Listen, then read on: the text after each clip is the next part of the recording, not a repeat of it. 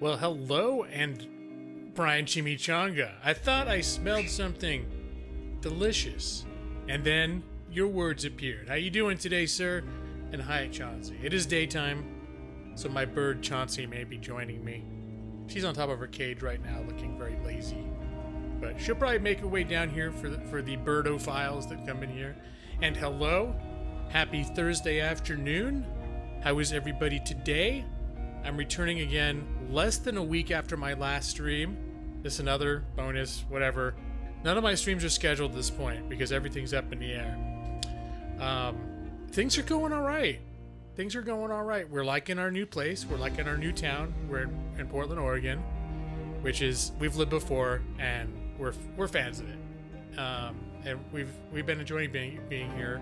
And we've left some people behind in California who we miss. And I've been feeling that a little bit, but it's been good. I'm waiting for it's a temp job, but it's a long-term, pretty high-paying temp job that was actually supposed to start today, but they required apparently additional background screening for the particular client that I'm being assigned to, so should be next week.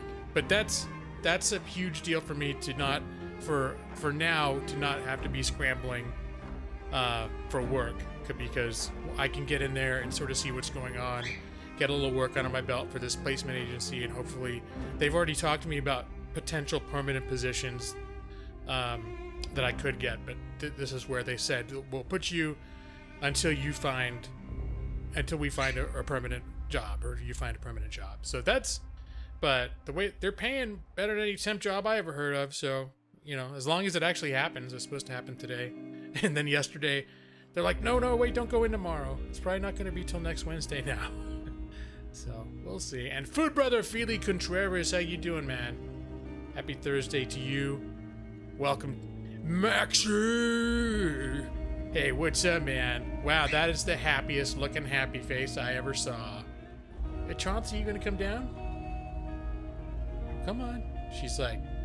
She looks like she's dozing almost, but she keeps chirping, like, and answering me. You can come down anytime you want to be on the internet. You come on down, Chauncey.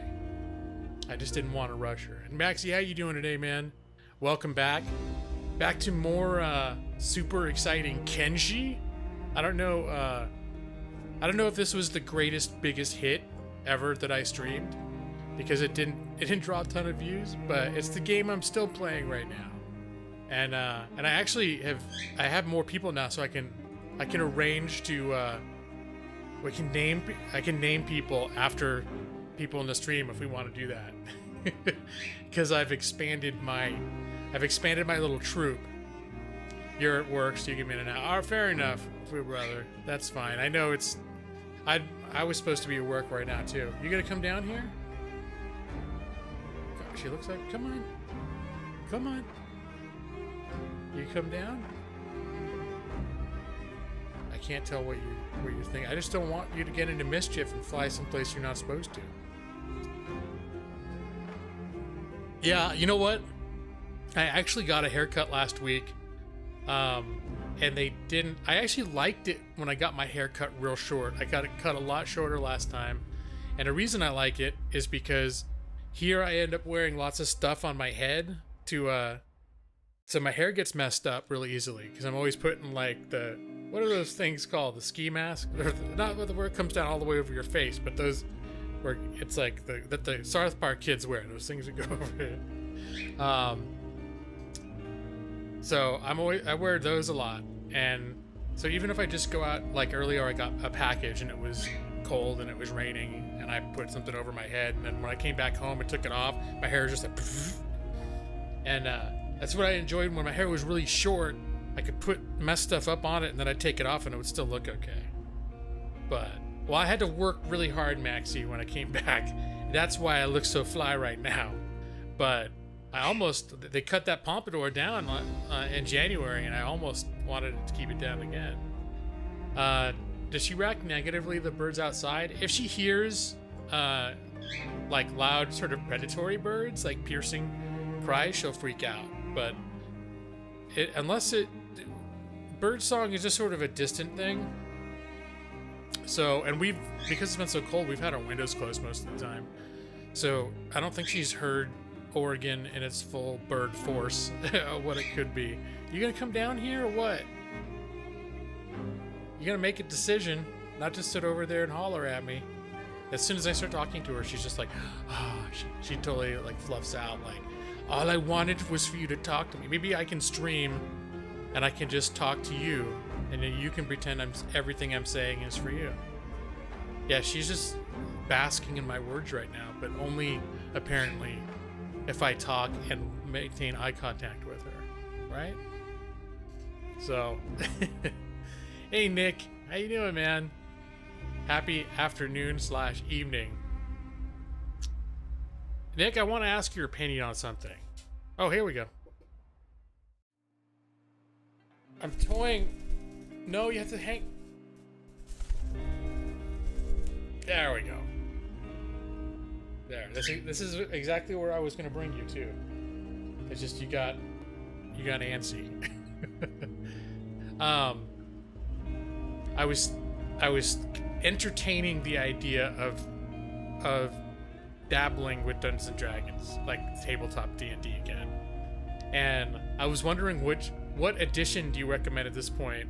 If I'm gonna do, I mean, basically, the last thing I played was 3.0, and I know there's probably tons of other RPGs, but is 5th edition? It sounds like 5th edition's pretty good, and I'm thinking about doing that. But I can get access to Pathfinder stuff super cheap, so it seems like, has everyone moved on at this point to 5th edition? I guess that's my question, is in like RPG circles, it's sort of like, is 5th edition sort of the mainstream thing, or is Pathfinder? Actually, Pathfinder's starting a version 2 as well, aren't they? I think I saw that. Anyway, it was like in test mode or something. Does she eat live food? I don't think so. I guess if she found bugs, she might eat them, but we give her like, basically we give her seeds, but we also give her whatever they can eat, almost whatever we can eat, with some exceptions. Like, you don't want to give them like avocado for some reason, or chocolate, certain things they can't have.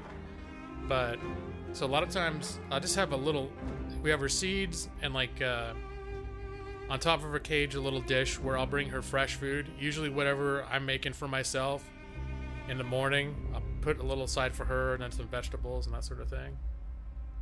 You suggest 5th edition unless you're nostalgic. If you want a amount of choices, a bunch of math. Okay, that's the thing I was concerned about, is Pathfinder might be a little too overwhelming, and especially because if I played it, I'd be bringing people in who've never played RPGs before. And I think it was just the thing, as I was looking at, I guess 5th edition is not that expensive. I was at a bookstore where it was super expensive, and I actually did look on Amazon. Just the Amazon copy is cheaper than the used copy at Powell's Books in downtown Portland. Powell's Books used to be really cool. It's my favorite place. Is huge bookstore in downtown Portland, new and used books. At some point since we've been gone, they've gotten expensive. Their used stuff is not cheap anymore. 5th edition would be good for anyone newer. Okay, then I think that's what I would pursue then. And that's sort of what I was feeling it would go. But you're like boots on the ground in the trenches of the gaming world, Nick. So I thought I'd run it by you, and thank you very much for your assessment.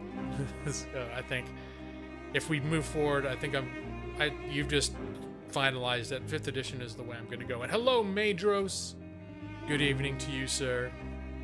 3 base books on at full retail. It's 150 new, but I know at least the player's handbook on Amazon, a new copy was $29.95. A bunch of adventure books.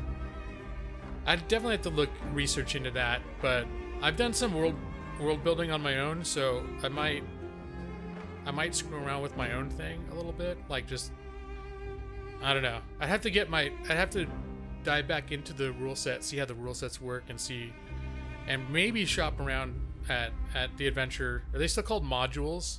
Back in the 80s, the adventures, the pre-made adventures you could buy were called modules. But because usually what I would do in my own campaigns is I would find modules that I thought looked interesting, and I would plug them into my overall campaign. Like I would just make them, I would integrate them into my campaign. But then sometimes I would just, everything would be completely made up by me. It sort of depended on what was going on. Apple devices as a handy app makes looking up spells quicker. Well, I use an iPhone, but I don't know if that would be super handy. What I probably end up using are the paper books and then my PC laptop, I'm guessing, because I'm not going to play at my computer, but I feel like my iPhone would be too small to be an efficient resource. And hello, Alalie Hernandez. Call, look at that with your silver dollar working up the ranks there, Alalie. I like it. It's very shiny and bright. On the road to the Golden G-Law. How you doing, Alalie? Is she pretending she's not here? Chauncey is hiding behind my head. She says hi too. It's like she knows. It's like she knows she's like someone's watching her, but she doesn't know that you can see her there. All right. Well, I've been streaming for like 13 minutes already. I don't know where the bird went. Where could she be? I wonder. No one can see her. Oh, they just call modules adventures now. Yeah, I just remember they were called the original in the 80s, maybe in the 90s. I was still calling them modules, but which adventures out there? And they're in Faerun. Faerun is the Neverwinter world, isn't it? I'm thinking, but I'm not positive. Yep, that's my little chicken right there. She's scared. She likes to hide in my hair too. That's what she might be doing that. What are you doing back there? She'll cuddle on the back of my hair. All right, just don't do anything naughty. Okay, so we're gonna. I think I'm gonna go into game. Game is still mellow. 45 seconds of gameplay. No, there's no cage training, Maxi. I'm surprised I don't have visible poop on me already. Sometimes she poops like as soon as she gets onto me. And I don't know, sometimes maybe she was on the cage enough and she was excited enough that all her poop came out before she came to me. I don't know, we'll see what happens. Forgotten Realms, Neverwinter. Right, okay. That's fair. I thought that sounded familiar. And it's Kenshi. Hello, Sam. Reza Del Ruse boob hair. Okay. Yeah. I'm not exactly an old veteran at Kenshi, but this is probably the most, since I bought it. I bought it like 6 years ago before it was even, in my opinion, worth playing. And I never even launched it until I believe 2016. And I started having fun with it, but it still wasn't done yet. They only had 1/4 of the world and a lot of stuff wasn't done. And I just got, it came out in full release, so I guess I think that's why more videos have been surfacing over the last the last few weeks. Because it was in full release about 2 months ago. Yeah, it's very unique and it's very cool. So I've been playing. This has been like the game I've been playing for about 2 weeks now. But I'm not very good. I'm still learning stuff. Like I'm the Hawk Clan. Like I've never built until this playthrough. I never built my own bases before. So I've got a few bases, a few false starts, like the farming village I tried to make in Okran's Pride. There's these herds of very vicious creatures called, well, not super vicious, but if you grow crops, they come after your pack. They like packs, hordes of them will come and attack your base to eat your crops, and they'll kill anyone that gets in their way. So my idea of moving up north to build a farming village, we just didn't have the swords and the manpower yet Maybe we'll return back at some point to... Oh, it's supposed to be Prosperia. Guess I can change... Next time I get over there, I'm going to have to rechange it. It's not Propsperia. And, but there was no copper near there, so I made up a quick copper mine. Because copper is how I've been making money. Let's see, about to hop in the shower, prep for your game tonight, be back afterwards. Before you leave. Alright, man. But, so Sam, are you actively playing this game right now? Or is this just, is a game you're just familiar with and you give thumbs up to? I've been a fan of this game for a while, but I'm not always in the mood for it. And, I don't know if there's a whole lot of people now who are following this game with much interest, but I skipped to my main game. I started a new game just to show how the game starts when I streamed last week, and I had my own game where I already had my main character and a couple other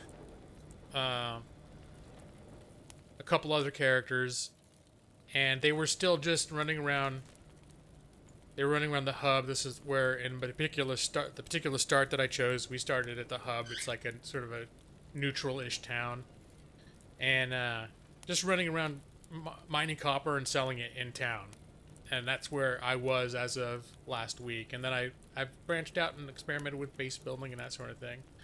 So after much experimentation and some more recruits, I found this mountaintop desert location. There is some water and some ability to grow crops here, though. I found this location on a hilltop, and I moved all my people up here, dragged up some resources, and have a nice little base going on here. And hey, Justin, it just came into like 1.0. It came out of early access about, I think, 2 or 3 months ago. So it is now officially... I mean, there's obviously it's a kind of game that the developer's gonna keep working on it because it's inherently kind of a janky game that can use it. I think we'll always be able to use a little more polish. But yeah, it's officially out of early access though. What are you doing back there, bird? You better not be chewing on any cords. I heard chewing going on. Okay, so, but basically what I've been doing in this game right now is I've been expanding my group. This is like my core group. For some reason I call it Prime, but it's sort of my main group. And the main character is Garriman, who's like the standard. He's sort of, when I do YouTube games, man, I don't know why I'm getting like, I'm getting clogged up. Hold on, I need to go blow my nose for a sec. Let me do a quick break screen.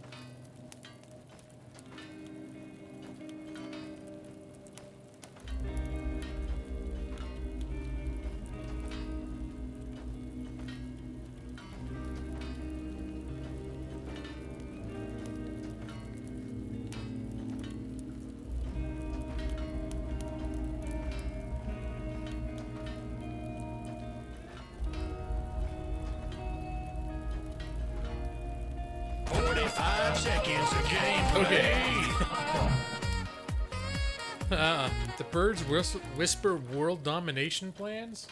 Is that what you're doing back there? I don't know. Her designs seem pretty basic. She just wants to be... She wants to dominate me, and she doesn't care about a whole lot of other things, so... In the sense that she considers me her world, she has an unhealthy obsession with dominating her world. So...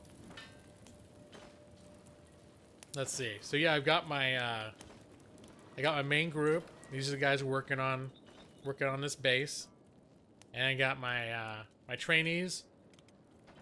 They're up on the roof. So these are people I have someone running around and recruiting new people, and when you hire them, the cheap ones anyways, they come with basically no abilities. So on the roof of our little house here, I built a whole little collection of training things. So their whole job is to sit up here These are weight stations that they're working on.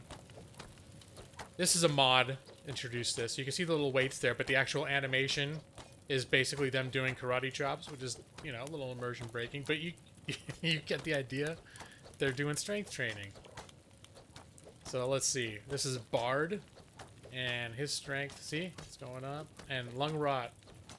I didn't name these people. They were. I can rename them later if I take them to a certain place, but I just took them as is when I hired them on. Strength is up to 12.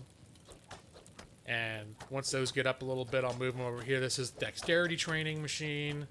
This is like a combat training machine, so they can get their melee combat skills up. And this is a whoops, what is it? This is a lock picking, locksmith training box. So they've got their work cut out for them, and I might find some more. So right now I've got my I forgot. My training guy actually hired this dude Jafar out of this bar here. Now see, he's on another part of the world here. He's in a town called Bad Teeth. And my outpost is down here. And by way of comparison, if people watched me play yesterday or last week, I was mining some ore down here, running it up to town. That's basically all I did. Most of the stream, that's what I did. And the whole area that I ran around in during my last stream was this area, like a circle between this other, right around here. So, and that is a very, very small area of the world. But it feels kind of big when you're in it. Thank you, Nicholas. I appreciate that. Are you naming them randomly after people? Well, so far, they come with their own names. And then you can rename them, but I just haven't been renaming them. So, like, this ninja-looking person, I forget what she looked like. I don't think she was dressed like a ninja, but when I got her, but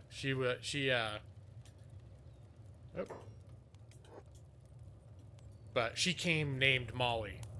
So, but there's some funny stuff that happens in this game. So, like, for example, when I was building up here, this territory is known as, like, Holy... What are they called?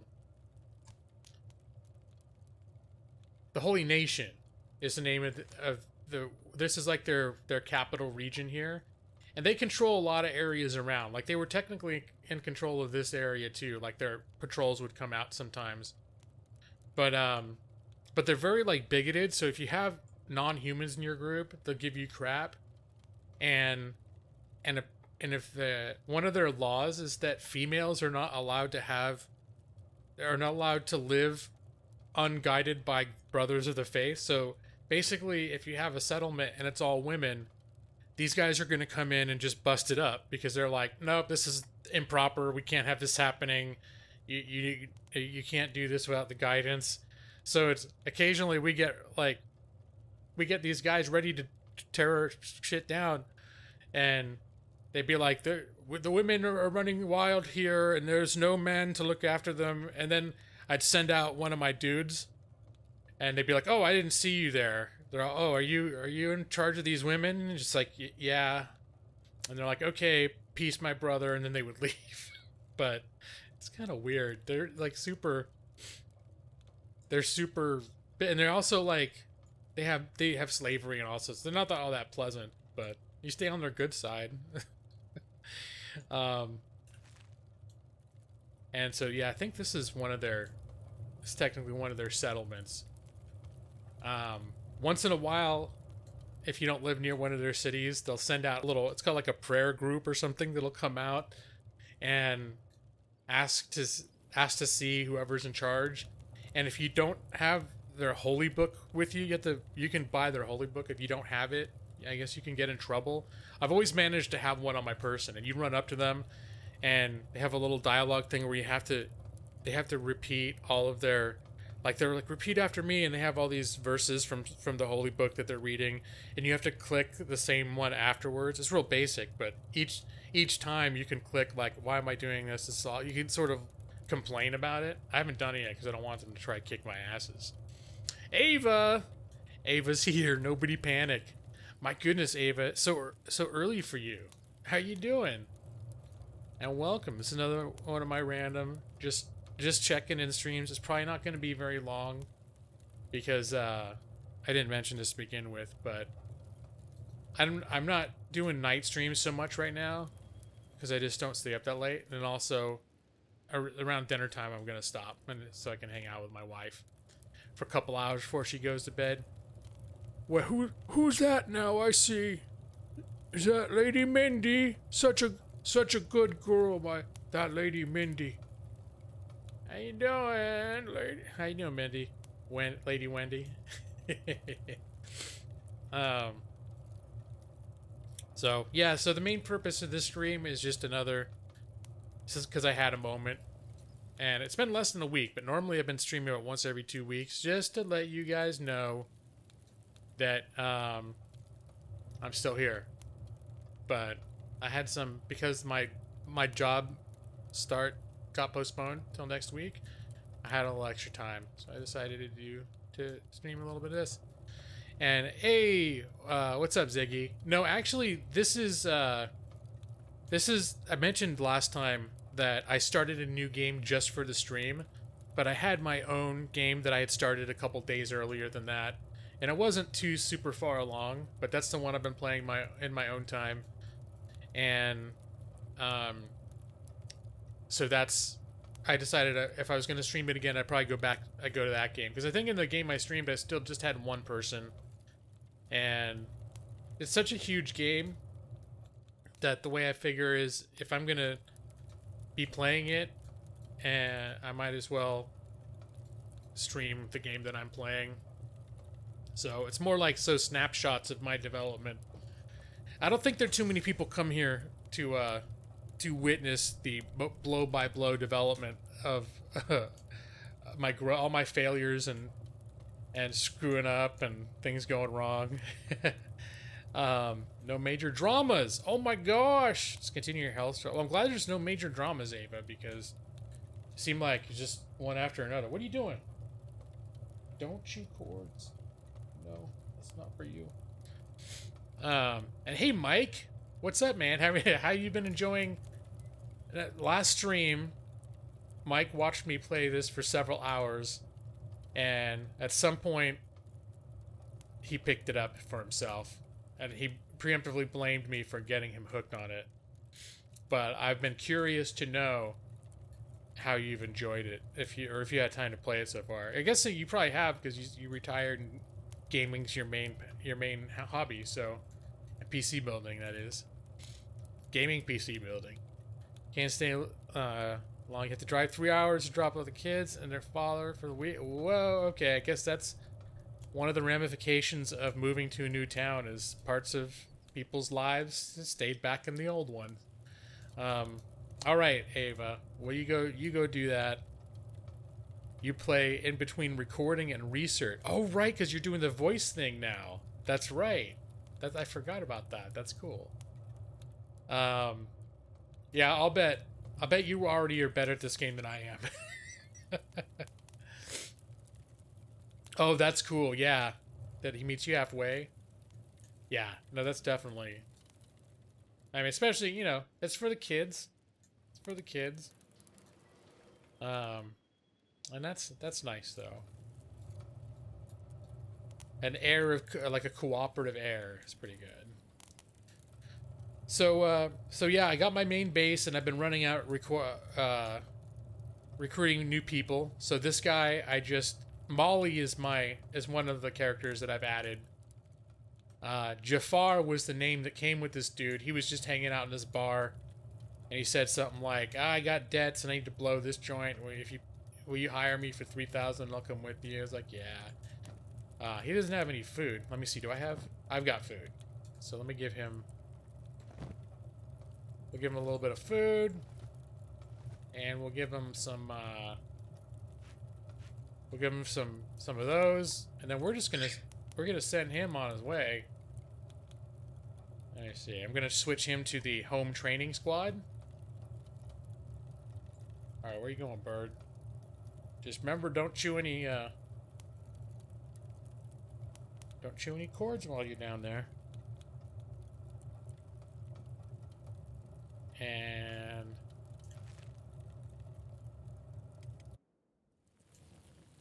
we want him to join our other. These are our other noobs that we've got, and our current, what we're using as our base that we're building. So he should be on his way to that location now. There he goes, and he's off. Now we're back to Molly. Molly is currently actively recruiting for our clan. Ava, you finally got a PS4. You're playing Dead by Daylight. Oh, nice. One thing that sucks is I don't think you can play cross between PC and the platforms. I mean the consoles. But are you having fun with that? That's, as everyone knows, Dead by Daylight has become one of my most played games of all time over the 2 years or year and a half that I've owned it. Yeah, no, that'd be cool if it was. Hey, what'd I tell you about when you came down here? Don't chew cords. Remember? She's getting pissed at me. Yeah, I said don't chew cords. If you chew cords, we're gonna have trouble. Yeah. Got a couple mods. Yeah, the strength. When I look at the mods, I always forget how many that I've got that many. I think I probably got about 30 mods, but it's a lot of them just add like one or two little things. Like the strength training. I got a dexterity training workstation. I still suck at killer, and I've got 200 hours in. I still pretty much suck at the game. I haven't been playing it too much, but I did play a couple. Gotta be in the right mood, because sometimes a game can be real stressful. I don't know why I always get like a stuffy nose when I'm streaming. Alright, so Molly. I think there's one more tavern in this town. Is it up here? Yeah, it's another bar. So we'll have Molly check out this bar, see if we have any more recruits.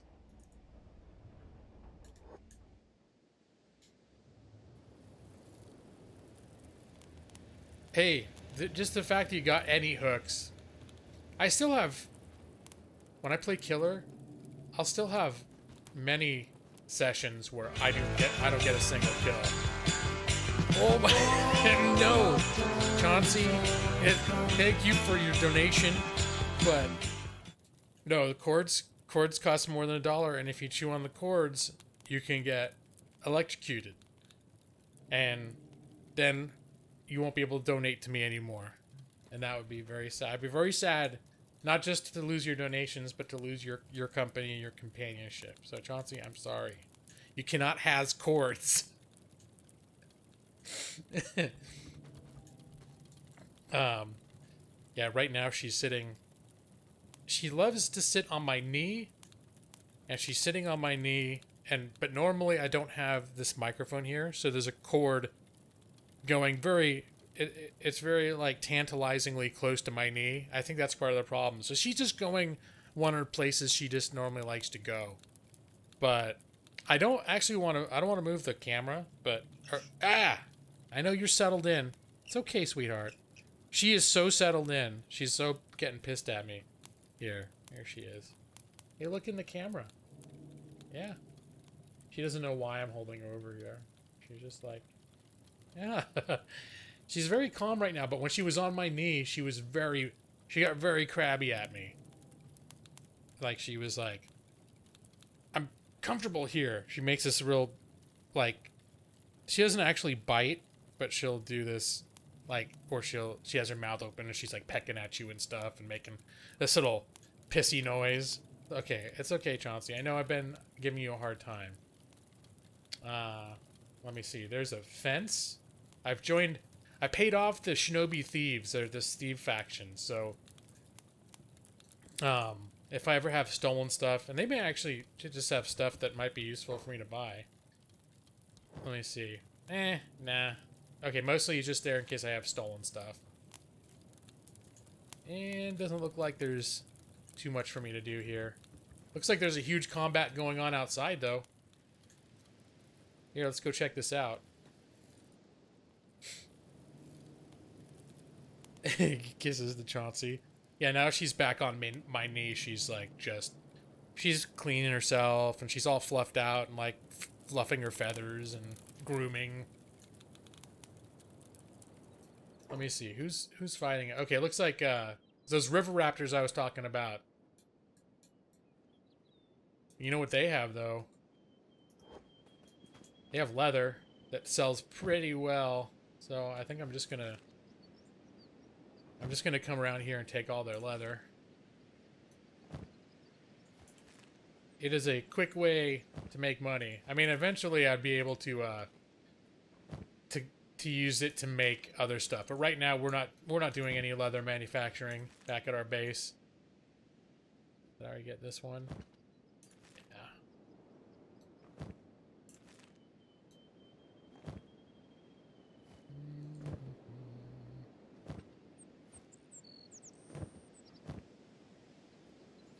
Other people will buy stolen stuff for full price. Oh, really? So the Shinobi is actually a bad deal? I haven't actually bought any... I've never stolen anything in this game. So, I always, you know, start a game thinking, oh, maybe I'll be a thiefy or whatever, and then I'm just like, no, I'm too nice. So you were working on a line this morning for another actor. I had to replay it over and over until I made adjustments of the software. The lady downstairs came, but oh no! Was it a very, like, animated? I hope it wasn't something like, oh no, I'm dying! It's like, no, it was just the dialogue from the show I'm doing.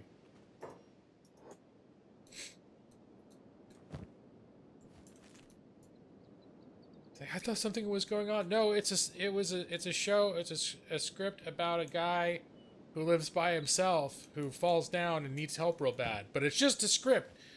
It's just a script, okay? It's not really happening.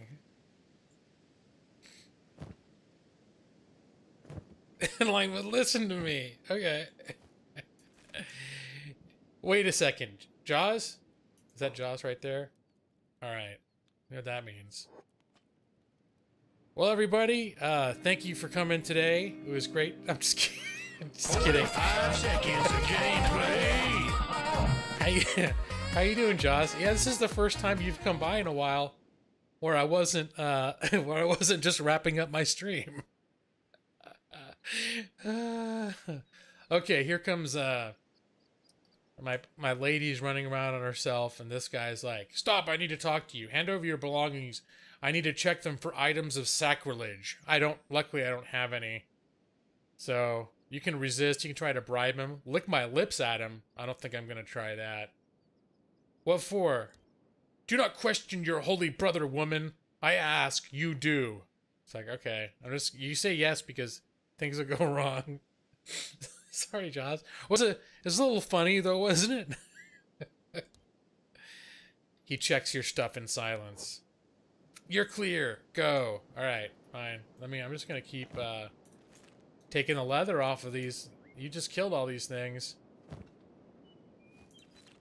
Sorry, you get all of them? Looks like there's another straggler over here. It was funny? Okay. I felt like it was a little bit of harmless ribbing, Jaws. But yeah, because that's been what's happened over and over is like, I've got the thank you screen up, and you're like, oh, man.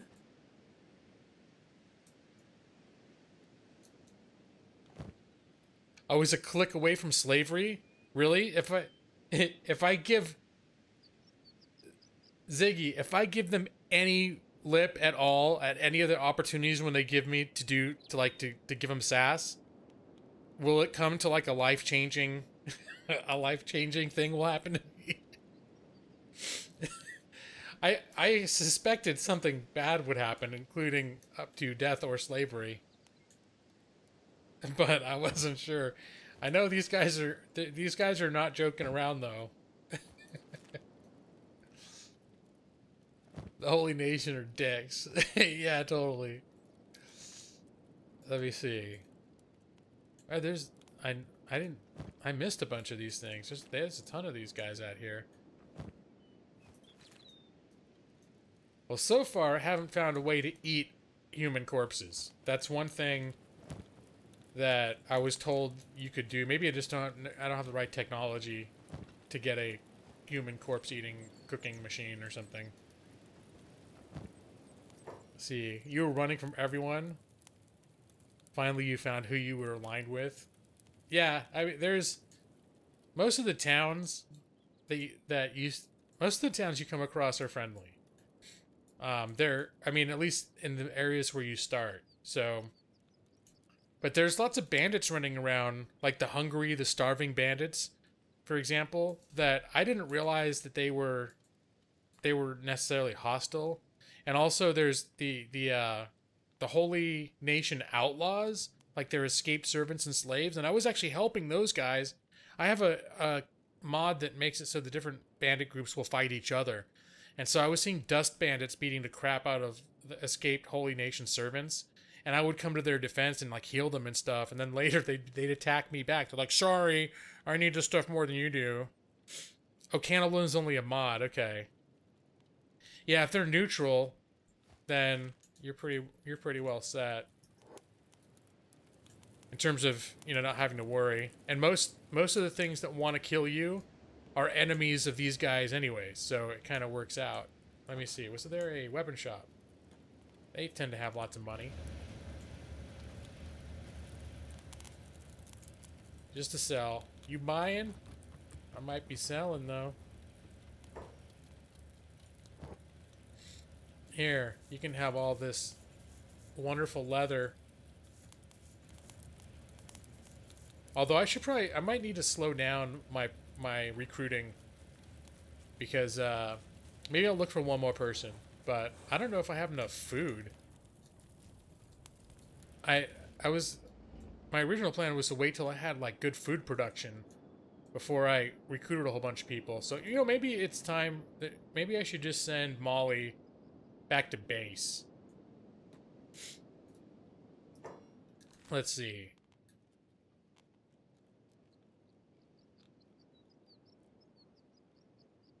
Yeah, we'll just send her. Let me see. We'll send her back home. And let's see, where's Jafar at?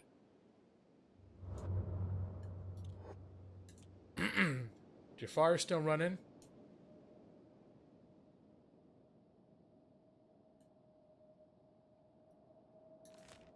So right now we've got Molly was up here at this town. And Jafar is on his way, and this is where my Hawk Mining Company, which is right now where we're basically calling our main base of operations. Those are the other two FNGs. You found a bug a few days ago. Oh, you found the bug man. I have no. Hey, I don't know who that is.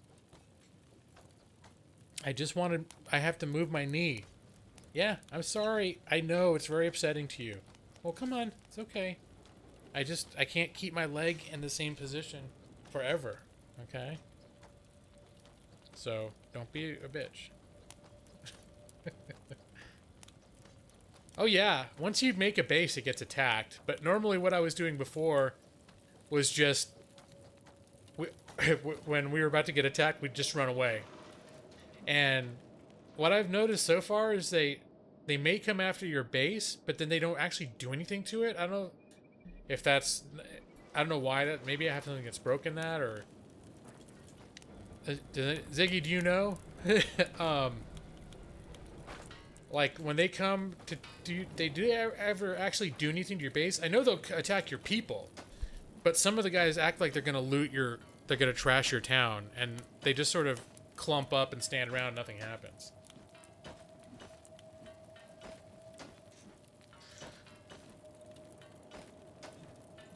And hello, Dark Litten. I'm doing pretty well. How are you? Alright, I'm just trying to keep my bird under control. She's getting a little restless now. If you're gonna be just on my foot, that's fine, but she tried to crawl up on my desk and go after cords. And that's not gonna work. Even though she donated $1 to me and asked me if she can has chords. It's still not okay. And hello, Princess Soph Vlogs. Welcome. Nice to see you. How are you? They'll steal out of your chests. Oh, if you have the options ticked. Let me see. Is that under gameplay?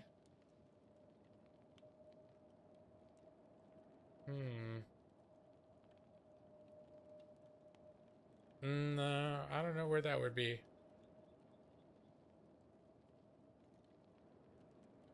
Anyways, I know that normally what I do when I get attacked, though, is I run away or I'll lead them to guards. And I've just started getting strong enough to where I'll fight. Because it's actually good for your guys to get their asses beaten. As long as you don't get killed. Or lose, become permanently maimed or something. Because it actually makes that's how you get your toughness. Your toughness stat goes up. Ways to train: getting hurt, getting beaten up, losing battles, not wearing armor, taking more damage, get up and fight instead of playing dead. So basically, your toughness makes you harder to hurt and all sorts of stuff. But the only way you get tough is by getting your ass kicked. You click it when you start the game. This is... Well, it began as a new game. And at one point I did import it because I installed some mods that said it's a good idea to import the save. So, is that something that I could just do if I really wanted to? Is re-import it and change? Can you change things there? Or is it only when you first start the game? Obviously, I haven't done a lot of tinkering in that respect. One thing I found is since I built this base up here, it's been real quiet. I think our guys have been up here for a couple weeks, and we've only had, I think, one raid. And the people that came were kind of tough, and we had to run from them, but we only had one raid. Wait a minute. Hold on a sec. Is this another copper? Oh, sweet. I didn't realize there was a second copper down here. Okay, gonna have to do that. Yeah, Joss, when I was playing last week, I just had one character. And since that time, and he was just living on the outskirts of a town. I think I might have bought a little, like the equivalent of a little storage shed that he was living out of. And he was running out and mining ore and selling it in town. And that's how you... Well, there's a lot of different ways you can start the game. That's the default start. And you know what? Somebody asked what start I did earlier. I think I didn't tell them. I did Wanderer. It's called the Wanderer, and when you're looking at the various starting options, it says this is the default way that the game was intended to be played. But there are other ones. You can start as a merchant. You can start as someone who's just been captured by slavers. You can start as someone who's just been captured by cannibals. You can start as a criminal that's wanted by the powers that be. It's a cool game. It's rough around the edges. In some ways it's a little bit like RimWorld. Like right now I've got all these guys have different priorities. So like Garriman, if I move him away somewhere else, if I don't have him specifically doing something, he'll follow these rules. But if there's something like to build, that's queued up, he'll run and do that before he does that. If there's something to research that I have, we have a research station inside this base. If I designate a tech to research, he'll run and do that before, and then when he's done, he'll come back and keep doing this. And most of these guys, they just have like, all this guy's job is to do this. This guy, Jim Bad, he's the main thing he does is mine ore here, but I also have him tending all the crops so that when the farm's ready to go, and ready to harvest, he'll automatically run away from doing that stuff and he'll harvest it, and when he's done, he'll go back to mining that. So it's kind of you sort of assign things like that. Let me see. I should probably... Hey, there comes Molly.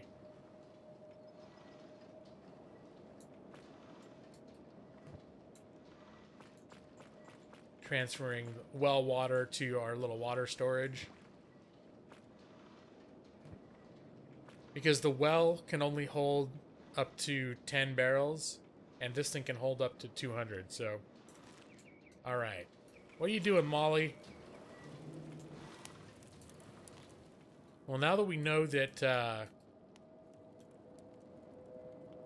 I just realized there was another hidden copper ore right down here. I'm just gonna have her do that. We'll have to see. She's got a little lantern she's carrying around, but after the sun goes all the way dark, if they work in darkness, it'll cut down their productivity by like 50%. So I have to keep an eye on her labor speed. That's why I've got these torches next to all the other workstations where people are.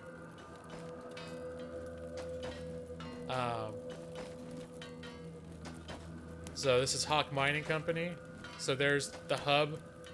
I'm about one zone length south, almost directly south of the hub. It's on the default road, right off the default path they take between the hub and Squin. So, and my first character, or I call them my main, but really they're all your main character. But the first character I started with, he's got a high science score, so I did a lot. They were all working up here, getting their asses kicked by river raptors every couple minutes, and I had him running around by himself, prospecting, which is where they can detect like the resources and how well an area can be farmed, how much stone it has, that sort of thing. And and this was the area that I settled in on, which happened to be a place I'd run by a million times anyways. And Brad Pritchard, Ziggy, that wasn't, they don't come to this one, but yeah, I've had them come by plenty of times, and I didn't know what would happen if you didn't have their book, but I had heard that it says right in the book it's illegal. Doesn't it say it's illegal to not have it? Let me see. I know at least some of my guys. Let me see. The religious book of the holy nation, every citizen has to have one by law. So the few times they've come up, like, and they'd be like, "Do you have your book?" And I'd be like, "Yeah, it's right here." And they're like, "Oh, peace be with you, brother." And then they'll leave me alone. Yeah, they come by and pray, but that hasn't happened out here. I'm not sure. I guess it's still, well, this isn't like the border zone. It used to happen when I was at the New Hope outpost, though. That's my very first one. That I basically just I found a copper node. It was far enough away to build something next to. I ended up building around it, but the layout was bad and the other resources weren't convenient to it. So that's why I've kept moving, trying to find someplace where everything's sorted together that I need in the same spot. Well, I would get bandits attacking me. Well, I guess maybe it's like, I don't know if it's, do these grids mean anything?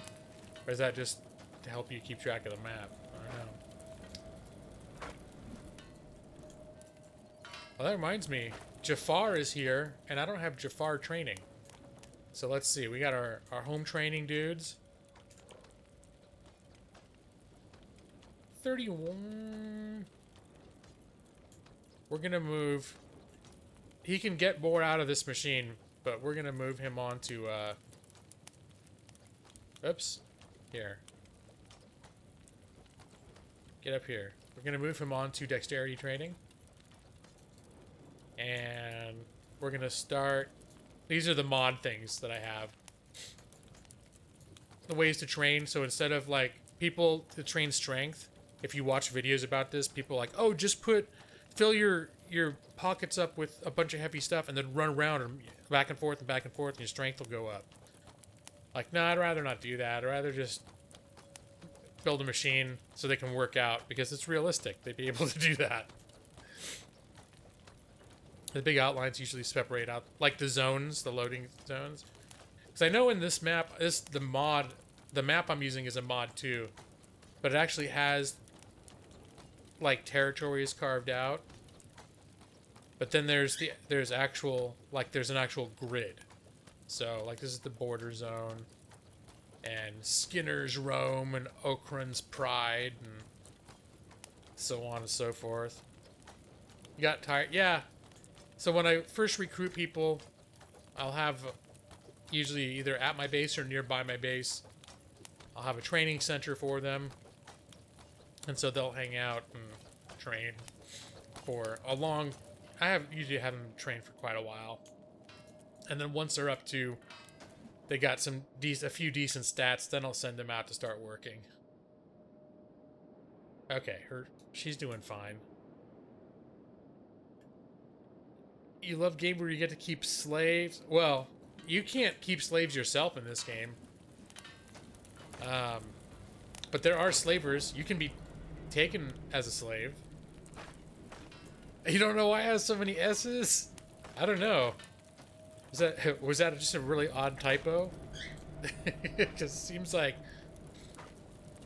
It doesn't seem like the kind of word you'd put that much emphasis onto.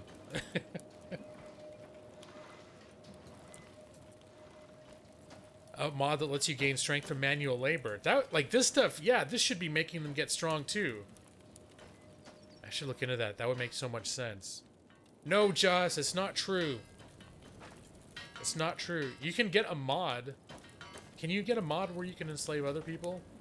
I think you can. I can capture people and put them in cages.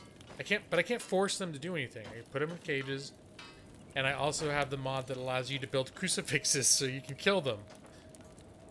But the only reason I have that is because in this game, if you fight a bunch of dudes, you'll stop fighting them as soon as they're hurt enough to fall down unconscious.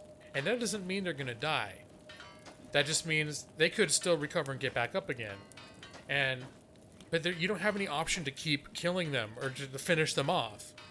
So you'll have a bunch of like unconscious dudes. Some of them might die. Some of them might get up and keep fighting you. So I wanted there to be an option to be like, no, I don't want these assholes getting up again. So if they're fighting us and they fall down, we beat them. Instead of being able to just, like, put the coup de... What is it called? The coup de grace?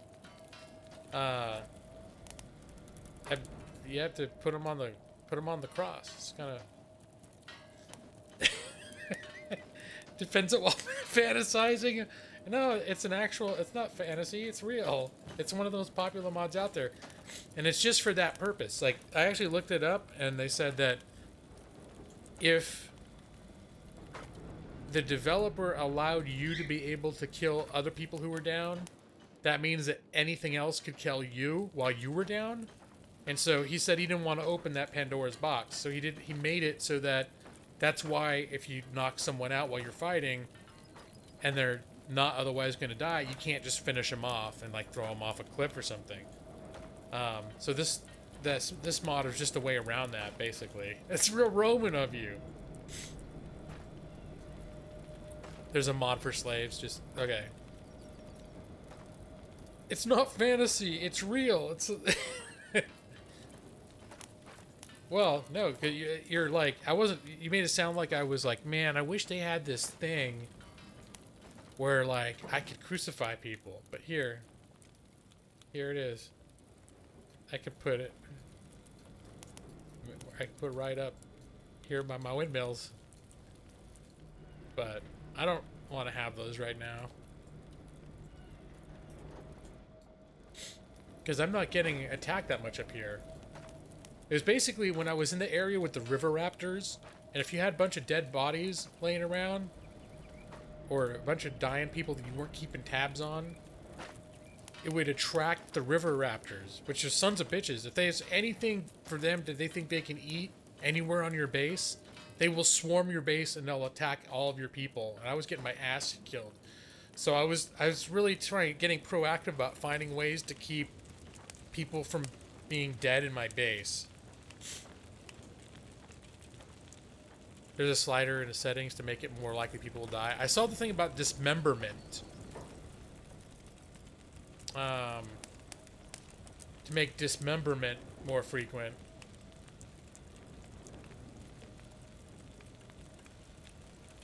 where you lose limbs.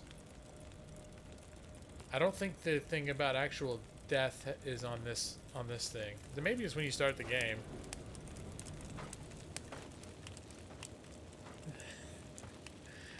Oh no, Joss. Yeah, Brad Pritchard has a G-Law face. Nick's got it too. Maxie had it. Maxie was here too. He has it too. I'm sorry, Joss, that you don't have. Yeah, I do very little to incentivize people to sponsor slash, what is it called now? Memberize? They become memberized. I do very little to incentivize sponsorships, but that is the one thing. That's basically the one thing, aside from the satisfaction of knowing you've supported a content creator who's brought you endless pleasure. That also, if you do it for a year cumulatively, you will get the golden G-Law. Yeah, Nick too. I don't enslave them, I dismember them. Alright, Chauncey, my foot's falling asleep. My foot's falling asleep, which means I'm gonna have to move you, but you look very comfortable, which means you're gonna get mad at me. But it's just something that's gonna have to happen. So, oh, yeah, I know. Crabby face. Here, there's your knee. Do you like that? There, that's even better. That's even better, huh? Alright.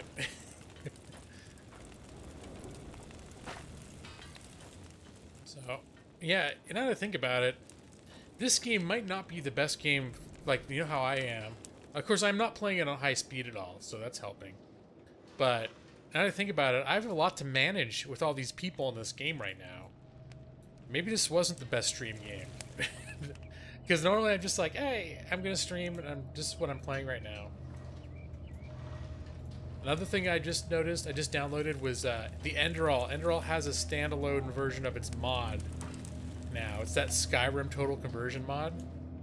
But they have like the updated version that I was waiting for. I waited like a year because it was supposed to be coming soon. And they finally did it, and they released it on Steam as a separate... You'd have to own the original Skyrim, but it's a separate... It's on Steam as a whole separate download and install, and it's got its own separate workshop and everything. So I installed that last night. I haven't played it yet, but that might be the next game that I play. But I'm not sure if I want to... I'm not sure. That game might be too immersive for me to want to stream it. I usually don't stream games that I really want to like get sucked into, you know. It's called Enderal.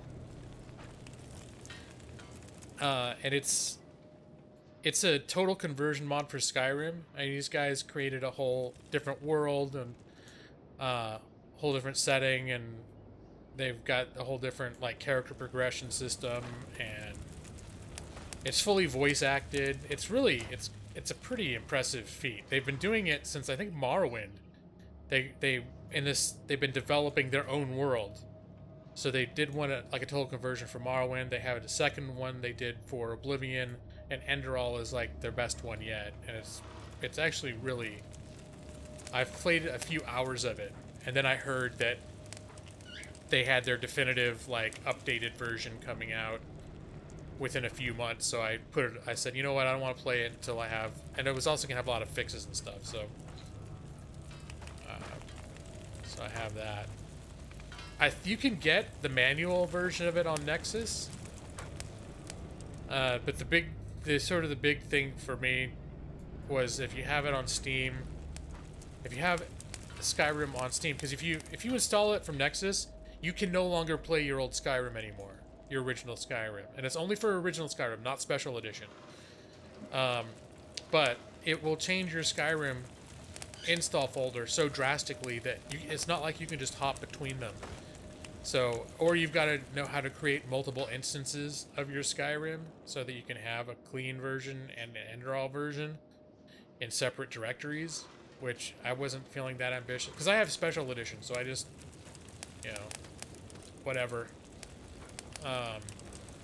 I just converted my original Skyrim into Enderal. But now that they've done the big update and it has a whole separate directory, because when I knew the update was coming, I was thinking, oh, it was kind of like I had to teach myself. You almost had to give yourself a crash course on, like, I watched a half-hour tutorial on how to install Enderal when I first played it, and that's the sort of thing where it's like, now they got this big update, I'm gonna have to watch another half-hour tutorial. It's like, I'm not in the mood for that right now. You have a light side juggernaut. Time for pure? Oh, pure evil. Okay. Bad Chinese food. That sounds good. So, yeah, things are still pretty mellow in this game right now, I guess, though, because no one attacks his base. That's one thing that kept happening at other bases is regularly we were having big battles where 2/3 of our guys would be like on the ground or like dragging their almost lifeless bodies across the dirt, and other people have to pick them up and like treat them and put them in bed so they can recover. It's been relatively uneventful up here, which I guess is a good thing. Hey, food brother. No, there's no taco trucks, unfortunately. And I haven't noticed any taco truck mods, but you know what? If it's in your imagination, someone could do it. If you if you go to the modding community and pester them, if you ever got into this game, maybe you could talk someone into making it. I'm sure they could put one in.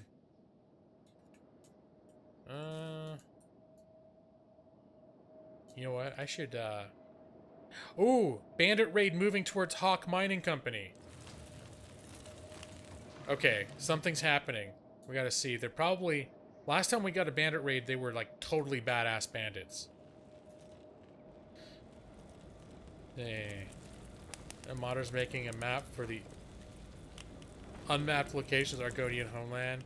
Yeah, well, that's like, I think those are the same ones. It's called, like, Beyond Skyrim.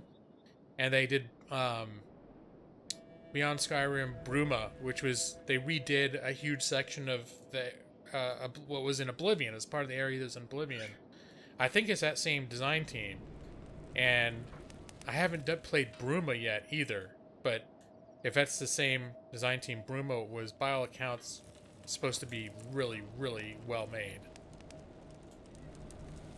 But that's still part of Skyrim. Yeah, Enderal is like, it's not supposed to be same world, same anything. They take Skyrim's engine and assets and they're like, alright, we're basically building our own game out of this. Can you start the game over in Enderal? You mean, are you asking if I will start over? I mean, obviously you can start a game over if you... I'm not sure what you mean, Mike. Okay, look at this. Here's the bandits. They're already... These guys that are supposed to be attacking me, they're already beat to shit. No, this can't be the ones. They get their asses kicked on the way here? If I do it for my channel, I would definitely be starting over. But, like I said, I'm not sure. I'm not sure that's the sort of game I would want to play on my channel, because I can't immerse myself. I can't get totally immerse myself into a game while I'm doing the stream thing. And that's the sort of game that I probably would want to immerse myself into. Let's see. Can you create a new character in Enderal? Yeah, you have to. When you play Enderal, it's basically like installing a brand new game.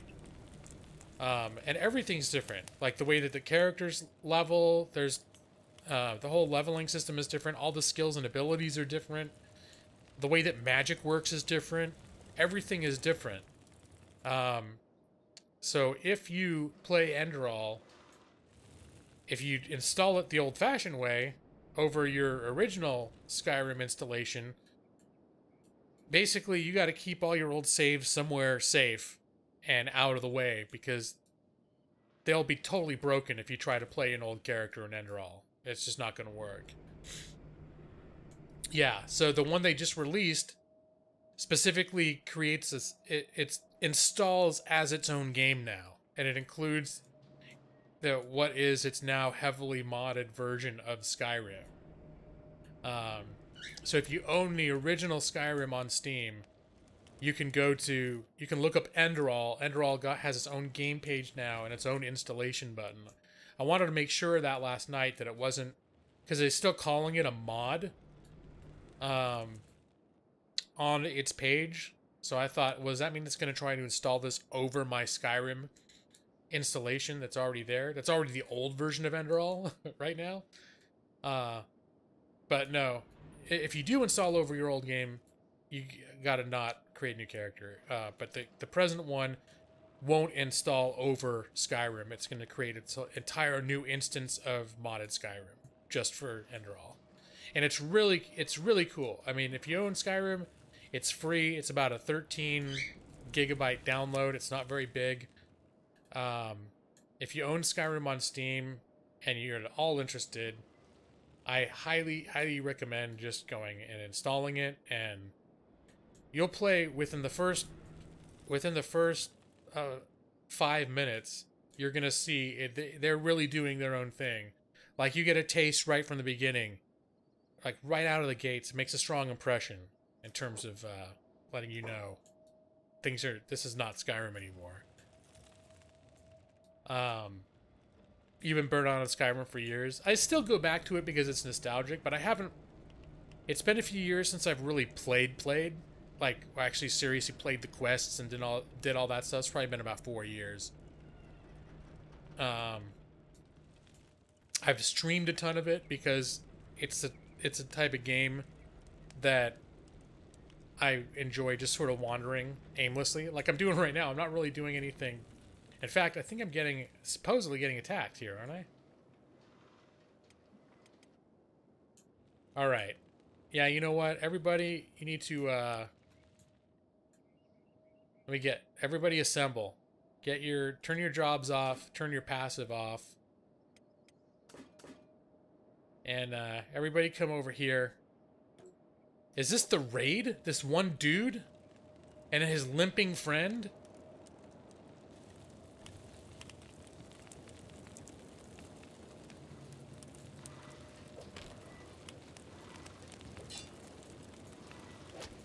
He's managed to hit a couple of us, but no, he's getting... This can't be the raid. The raids usually are... Some of my guys actually get kind of screwed up by them. But killing people... Hey, he attacked us. He raided us.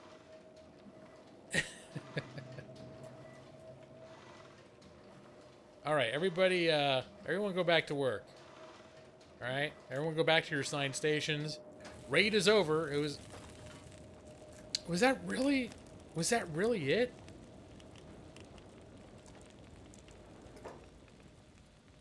No, that wasn't the raid. I don't know what the hell though. Those are just wandering people. And hey, Avery. Yeah, Avery, that's what I was trying to explain now with Enderal, that it's the version, the new version of it that they've released is now completely its own complete separate installation. And if you already do have Skyrim installed, it'll install as a separate game. It's not going to touch your Skyrim installation. Oh, there's a new cave in the starting area? Okay, I haven't played it since the new thing. I just know, I think one of the main reasons that I stopped playing, I was first starting to get into it, because I was going to do a Let's Play series on it. That's something I'm more inclined to do in a game like that, because I can still kind of immerse. But when I'm streaming and I have to keep track of chat, I mean, and if you're not going to keep track of chat, then what's the point of streaming, right? So that's originally I was going to do a Let's Play of it. And I got about 4 episodes in it, and then I found out somebody who was involved in the making of it, or maybe was it you, Avery? Somebody told me that they had, at some months away, was going to be completely like, it was an expansion / revamping of the entire game, and I said, yeah, I'm gonna wait for that. Maybe I will, Avery. I haven't done a Let's Play in forever. The reason I stopped doing Let's Plays is because hardly anyone watches them. And I feel like I end up doing a lot of work and no one really cares. So at a certain point, my my default has been either I'm streaming it or I'm gonna play it for myself, like a selfish bastard. But there did seem to be some interest generated about that. So maybe I might, maybe I will. Maybe I will. Yeah, originally, because I think I started playing it towards the end of 2017, and originally I felt like it was just about to happen. Hey Ziggy, I do have Witcher 3. I do, which I thought was fantastic. I played Witcher 3, Hearts of Stone. I still have not played Blood and Wine. I barely started Blood and Wine, but I was burnt out. I got burnt out by the time I got to Blood and Wine. So, that's on my wait list to go back and finish off. But I thought Witcher 3 was fantastic. You shouldn't be working when playing games. Well, for some reason, the work is... Well, streaming... Okay. Playing a game all by itself is like one level of just enjoying the game. Doing a Let's Play is... It removes you a little bit from the game, because now you know you're recording while you're doing it, but you can still kind of... You can still kind of just like play the game and be thinking out loud as you're playing it. You can still kind of get into it, but you do have to be conscious of the fact you're recording and that your mic's working right and all the other stuff. How much I usually try to keep track of time, because I don't want the files to get too big, and I want to be able to cut them into reasonable sized episodes and not have the episode cuts be jarring. There's a lot of things you sort of still have in the back of your mind you're thinking about. And then there's the actual editing and rendering part, which I don't do a ton of editing, but it's still work. It's still work. So it's a few steps removed from just sitting back and enjoying a game in the quiet of your own downtime. And then streaming a game is sort of just flat out a whole other activity. Streaming for me is more, it's me hanging out with you guys, and also you trying to have a game that I enjoy, that I'm sort of playing in the background. But if there's something that I really wanted to get immersed in, I don't feel like, at least for me, streaming is a good environment for that. Let me see. Oh, is my stream cutting out? That's not normal for me. No, it isn't. Anyone else have any issues? And what is this? Hold on. I see we have an Army of Dark raid. Caw! Army of Dark finally going to sleep raid. That's okay, cat lady. You came in here, you made the raid happen. You can go immediately to sleep. That's totally fine. And hello, Cyrus. Hello, Twilight Dragon. Hello, Josh. And hello, Clayflower Music and Gaming. And there's Talons of Monster Fighting Justice, Dark Jake 13. How you doing, man? Happy Thursday to you, sir. Early in the day for me. But everything's up in the air here. So I think right now I'm not gonna stream very late. I think after my wife gets home, before it gets too late, I'll end up hanging out, have dinner with her, and watch movies. And then these days, I can start getting sleeping around like 8 or 9, which is actually good, because that's kind of, I'm starting work next week, and I'm gonna need to be able to get up early, and I've got my body set pretty well to wake up between 5 and 6 every morning. That's when I've been getting up every day, so it's kind of nice.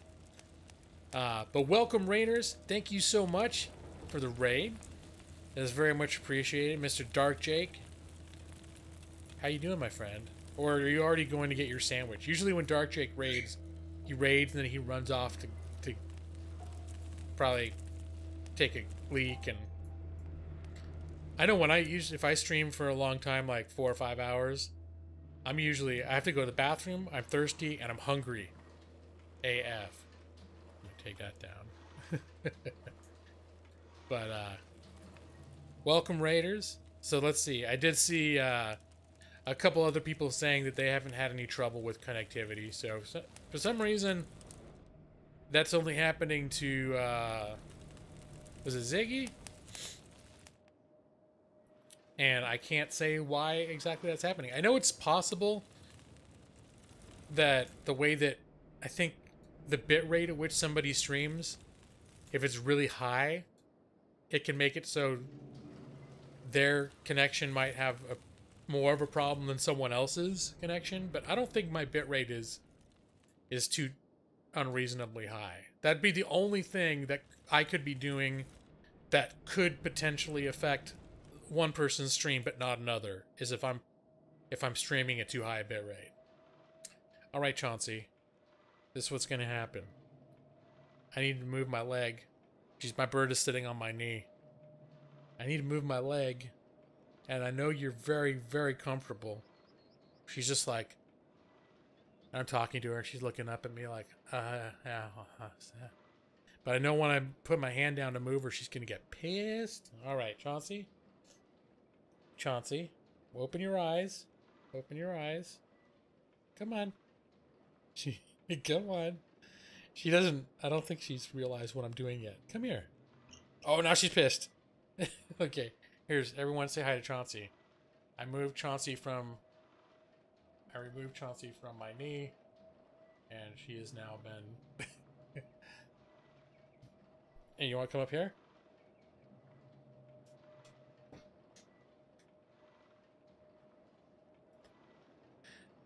She hasn't... She hasn't been laying any eggs for...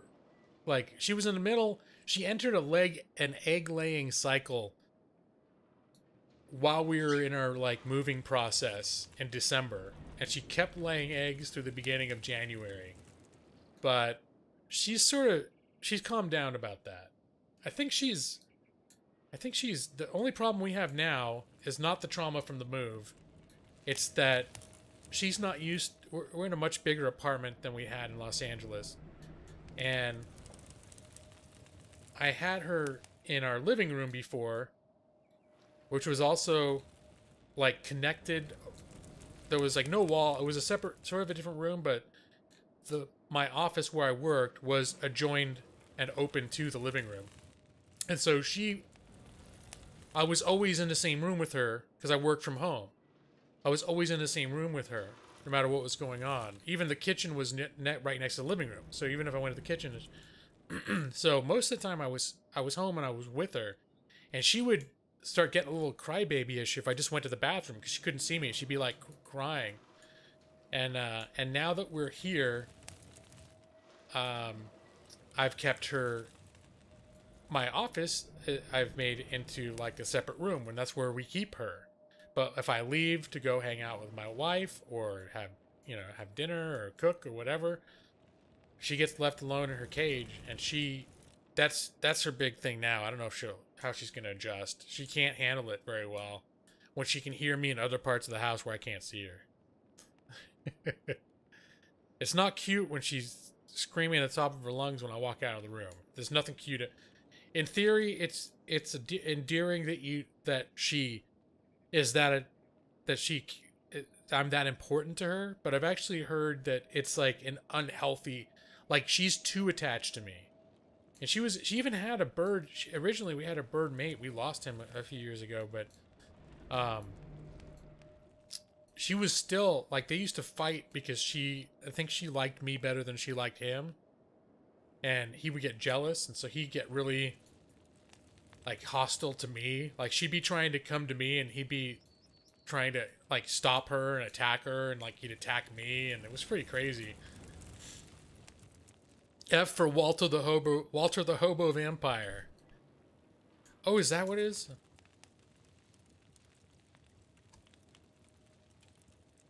Huh. I've been paused this whole time.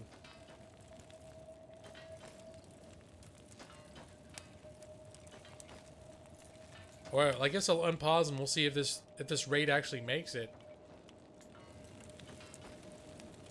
Oh, I should play a little extra. I'm gonna play a little extra game. I almost, when Jaws mentioned Walter the Hobo Vampire, I almost went and tried to dig that up, but I should probably play a little. Play a little game. Actually, play. It was paused. I've been paused for like 15 minutes. I haven't been paused the whole stream. Stuff has been happening, but It's mostly just all my dudes doing their chores on autopilot. Let's see. Looks like there's enough. Molly? Here.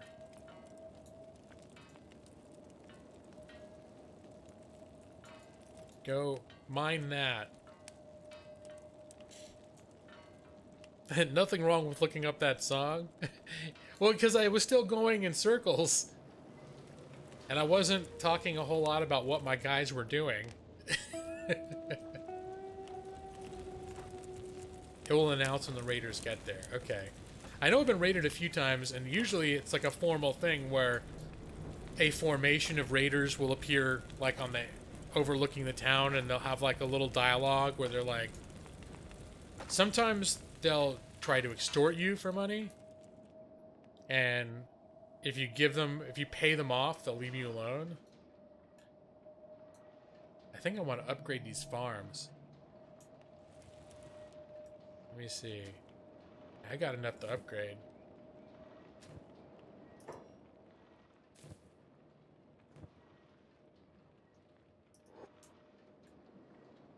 Hey, here comes Garriman. There's something to be done. He's gonna do it. I have him set where any building task that gets set is his first priority. I don't think that's ready for upgrade. Oh, it needs plus 10. Okay, so that is ready to upgrade. And what about my my cactus crops? I got 20 of those, and I need 10 more to upgrade. All right, let's do it. I don't think I have enough to upgrade to the next level up, though. He was a hobo. I was a vampire. I was just thirsty, so I took a bite. Hey, Keith, what's up, man? How you doing? It's good to see you, man. How you been? How you been? I know you. I think you told me you were gonna be, out of town or something, or working for the first part of the year.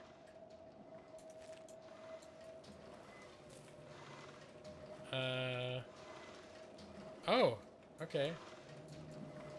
Wow, he took care of that. Okay, how much does it take? Now I gotta see if I got enough to upgrade. I'm gonna do it. There's 20 more cactuses.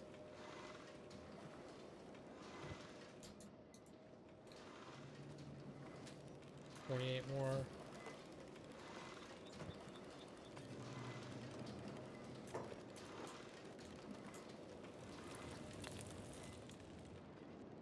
For some reason, I thought it was going to take a lot more resources to do this.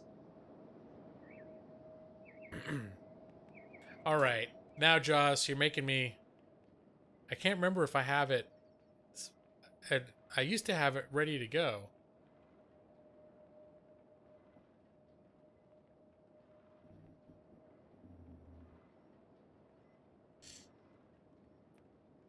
Let's see.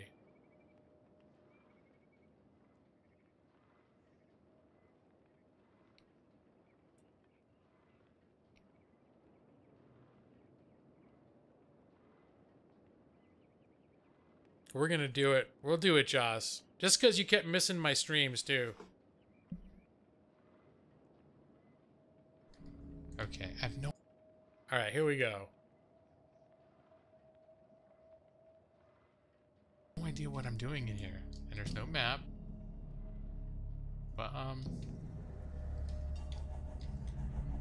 very Here you go, intimidated. Jaws. Walter, where's Walter? It's before I was live streaming. I did this in the middle of a Let's Walter? Play episode. Come here. Now you can attack and protect. Now that we're together. I think Walter he really does need a theme song. Now when I say like now that we're together, I'm thinking there'd be an awesome montage. Like where you have some like cheesy Jaws, thanks, ballad man. playing. And then it's like, but the lyrics are all about Walter, and it's just like slow motion shots of like me and Walter fighting Walter. There it is. Do it, G-Law. Damn, Josh. That's funny because you gave me the $5 actually after I already did it. But that's okay. That's okay. The song is just about to go. That's what pause is for, man. Of like me and Walter. Let me see. Excuse me. There's some water. All right. And then it's like, but the lyrics are all about Walter, and it's just like slow motion shots of like me and Walter. Me fighting and Walter standing and looking.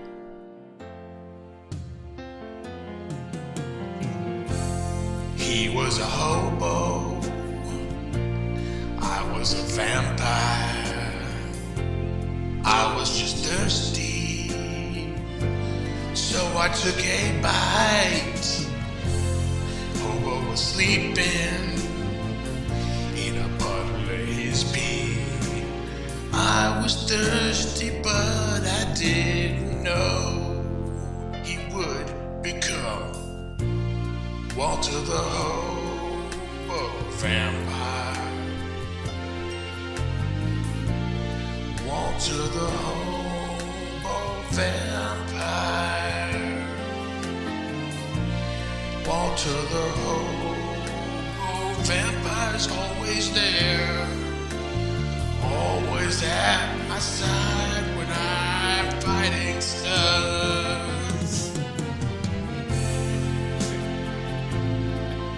He's just standing there.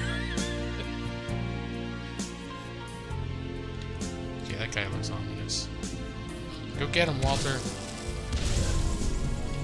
You're gonna have to. Your slow meander. It's not doing me any favors. Okay, come on. So yeah, I originally, oops, stop it. I originally just I had edited that into middle when I was doing that episode. It was like episode 8 of Bloodlust Shadowhunter. And, oops, wrong one. 45 seconds of gameplay. And there was that point where I was running around, and it was an area that I was a little intimidated by. And Walter has his habit of getting lost, like getting separated from me. And so I was always like, Walter, where are you? Walter.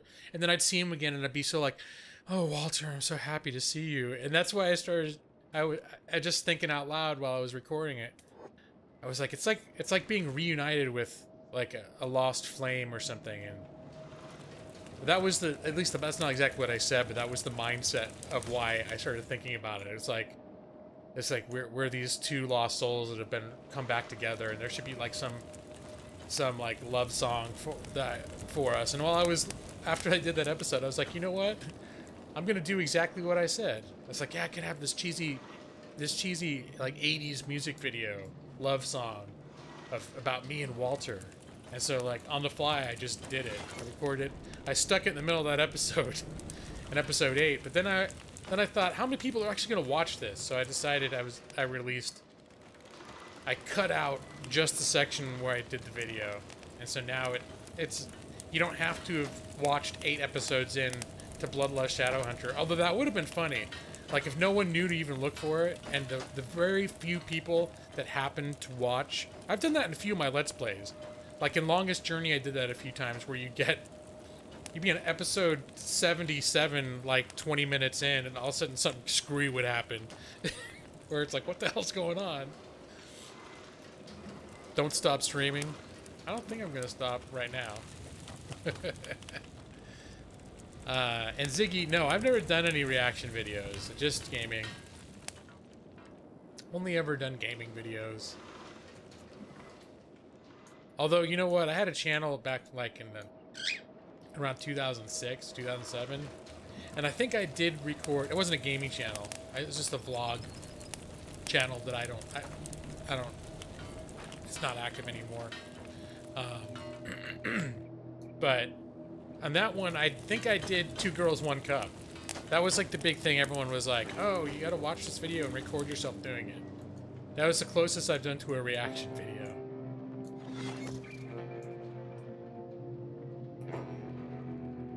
Alright, so now it's large.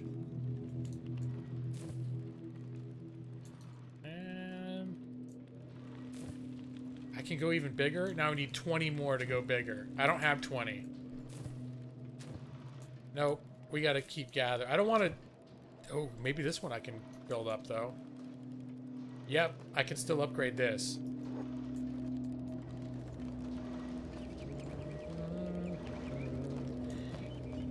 While I'm fighting stuff. Well, let's see. Let's transfer water to the tank.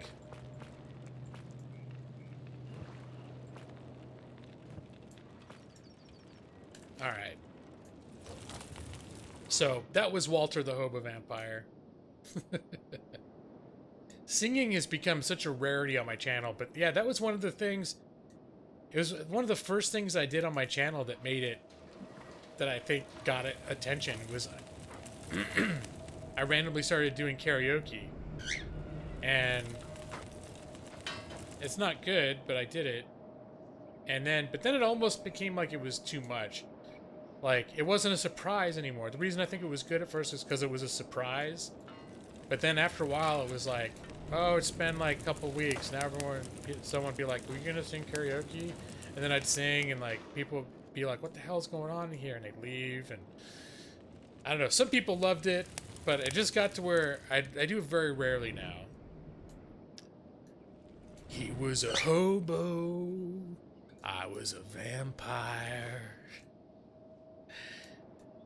I was just thirsty, so I took a bite. Hobo was sleeping in a puddle of his pee.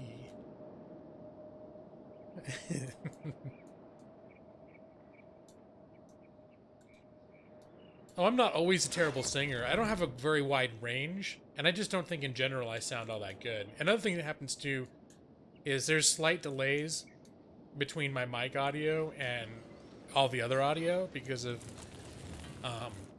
software I use to clean up my microphone audio. So I do end up having like a quarter to half a second desync with music when I do karaoke, which ends up, if you hear someone singing a quarter to a half second off the beat, it sounds terrible. So that's... Let me see. Okay, still, is this the... There's something on the radar there. It's pretty far off for them to come from. I do supposedly, I believe, still have a raid incoming by bandits. I don't know which bandits. So, yeah, that was sort of part of the reason I stopped doing it. Once in a while I do it anyways, just because there are people that get nostalgic for it. But I know for a time, and this was back in 2016 when I started doing it, it just started getting to be like, oh, I haven't done karaoke in a couple weeks. I guess I'll do karaoke now. And at a certain point, it was like, it wasn't that sort of like, hey, oh my god, he's doing karaoke. It was just this, like, originally it was this fun thing, and then it became just kind of like, oh, I'm gonna do this now. And then I'd end up singing karaoke for like an hour, and that'd be or 2 hours sometimes. That'd be the end of my stream. Let's see, white is neutral, pretty sure. So it could be them if you're not hostile with whatever the bandit party is. Well, also, I don't know if it's a factor, but a lot of times when the bandits come, they're not hostile until they've had their little dialogue. Like, they'll have a little thing where they'll say something first. Oh, hold on. No, those are just dust bandits. I think these are randos.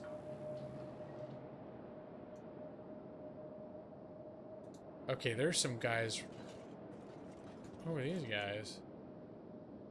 No, they're not even coming my direction. Those are different bandits.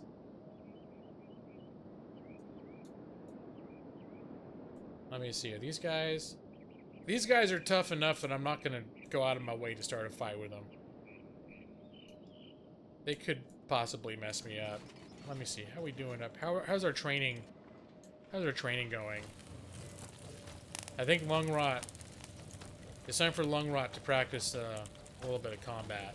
How you doing, Jafar? 25 strength. We can keep you on strength for a little while.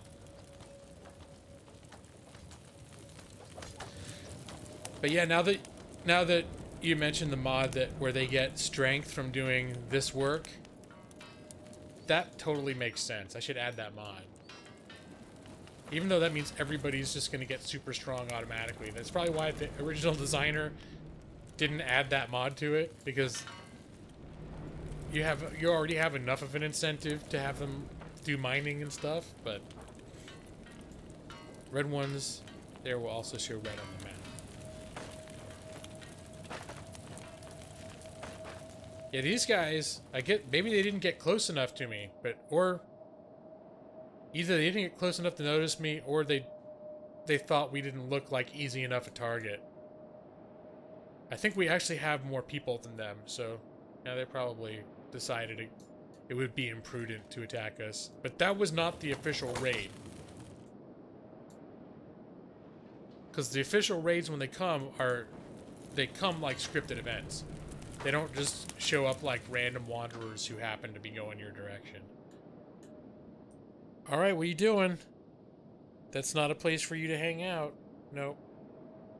That's the desk that's part of my workstation. Yeah. We can't have you climbing and pooping all over my mouse. Are you starting to get restless? Or are you gonna want to get into mischief? Nope, don't do that. Nope. Away from the cord. No cord for you, my friend.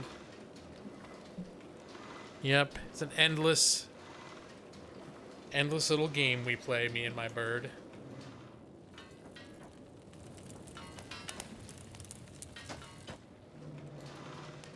Let me see, and these guys we fought earlier, he's officially dead. And he's officially dead.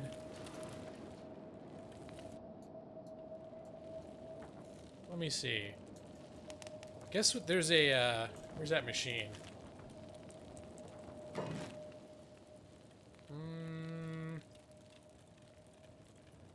Mining. Oh, no, I think it was under, was it under interior? No.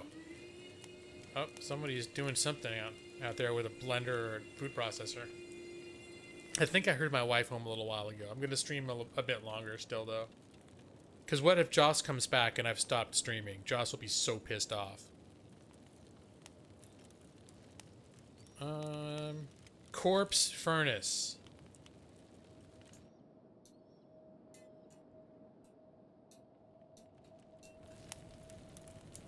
Let's see. I think this little spot down here would be a good spot for...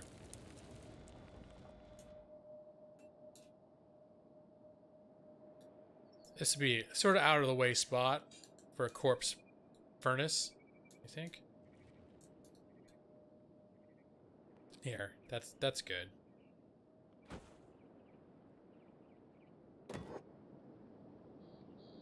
And there goes Garriman. He's right on it. We'll have to designate somebody as the corpse picker-upper and burner. Who we have do that? No, she's too important. Griffin. Oh! Oh man, these guys didn't even waste any time. They're like, you must be asking to trouble. Oh no, wait, no, these are random dust boss dudes. Alright.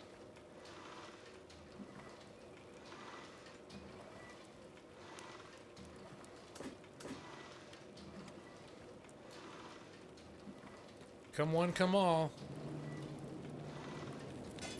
We're having us a ginormous combat. This is when it gets really exciting. What are you doing, Jafar? I didn't call you down here. Here, my training dudes, I need to put them on passive.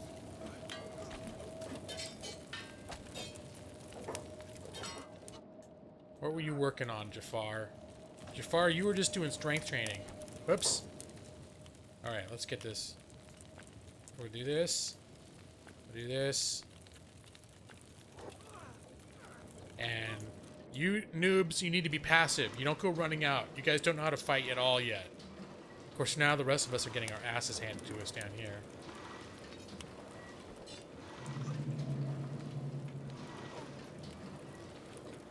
So we're gonna end up. Whoops, hold on. We're gonna end up being all trashed when the real raid comes.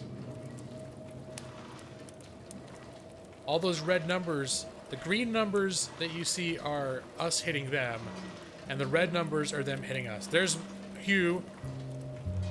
He's my newest regular. My least experienced regular. He's down. Let me see. He's dying. Okay, that's a problem.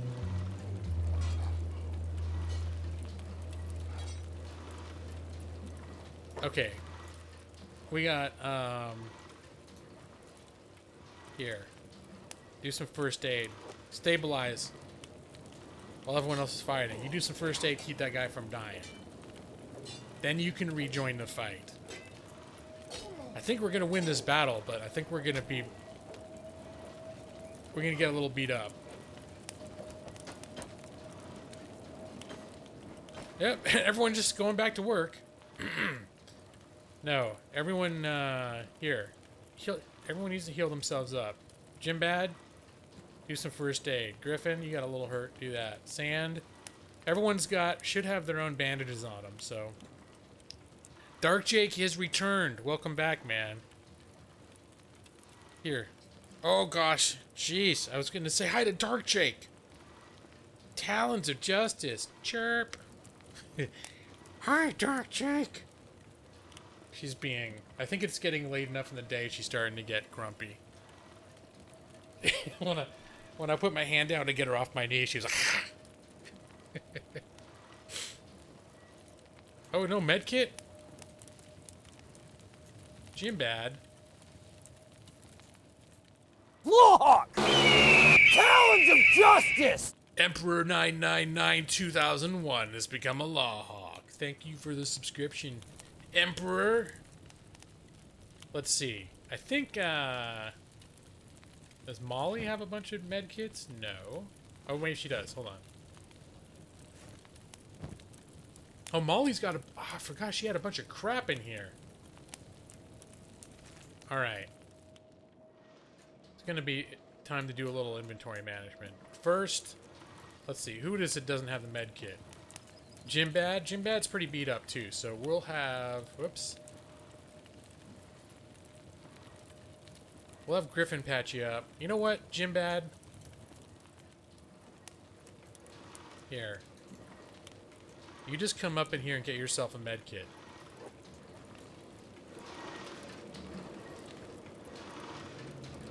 Where's Molly going?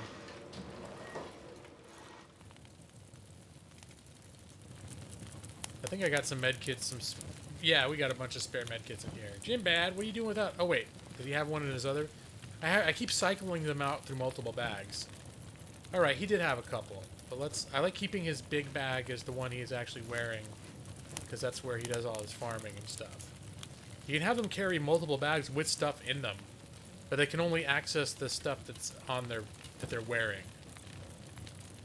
Talons of Dong, fertile eggs of justice. You can shift-click the medic button for them to add it to jobs. I should do that, but usually I just have each of them do their own medic thing. Here. Now he's got some. Alright, heal yourself, buddy.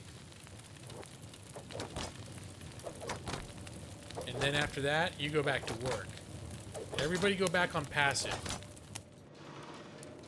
How we doing with this death contraption? Once this is done, I think we're gonna assign Griffin. Griffin's gonna be our official dead body burner. I think he's an ex-paladin. He's familiar with death, life. Alright, what are you doing, Garriman? Sometimes they don't do that. He needs 6 more iron plates. How many did he pick up? He picked up 1. Why do you have wheat in your bag? You don't need wheat. Alright, Garriman, you're doing it wrong. Okay, he's got 2. He's got 2 iron plates, and this thing needs 6. So, Garriman, here's a clue. You need 4 more. 1, 2, 3, 4. There, now you won't have to run back and forth. Sometimes the AI is not optimal. Alright, Ziggy. Well, it's good to see you again. Have a good evening. I'm probably not going to be on super duper long, but it was nice seeing you back. This is 2 streams in a row, me playing Kenshi. So, Kenshi draws its own... People who that play this game are really into it. But I think by and large, it's not the type of title that draws a crowd. But it does draw... I have found that the people that it does draw are helpful. they always learn new things, so...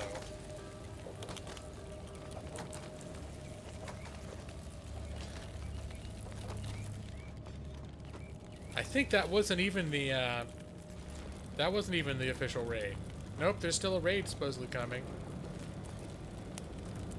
Maybe it got stuck. Maybe it's glitched out somewhere. It usually doesn't take this long. Of course, you know what? Usually I don't play the game on normal time, so that could also be a problem. Let's see. Oh, Manda. She's all beat up. Okay, you need to fix yourself up. Sand? I thought I had everybody healing themselves. But apparently, he was just sitting there with his stomach bleeding. Working.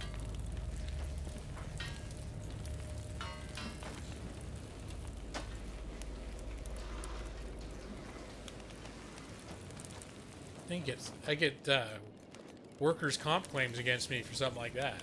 It's like they get in combat in the middle of work a day, and you make them go back to mining while their gut's still hanging out of their... That's no good.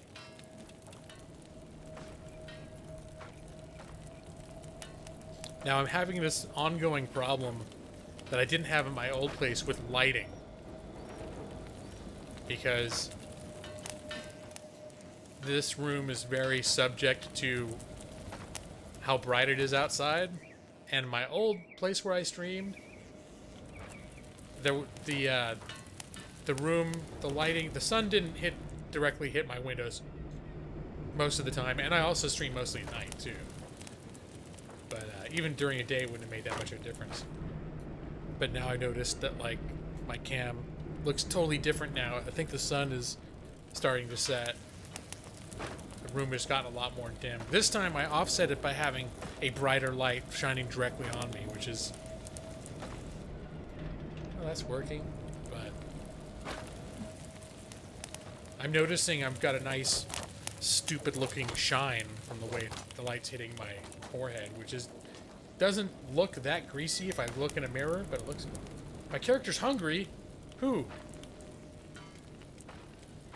Who does not have food? And Truth, what are you doing? Truth? Oh, you don't have a med kit either. Okay, come here, Truth. Let me see. I think she can grab it from here. 2, 3. We're gonna have to do some med kit runs.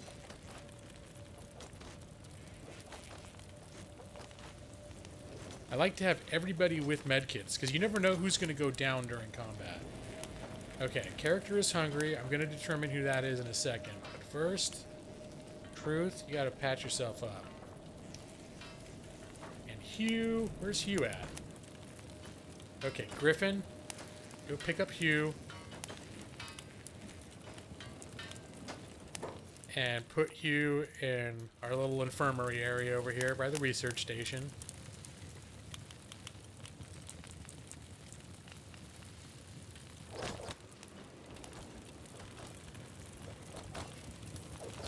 Alright. I don't know, I feel irresponsible for leaving Hugh on the ground in a recovery coma. He should at least be on a sleeping bag, right? Because that's high-level medicine here. And looks like this is done. So actually we're going to have Griffin be our official corpse burner.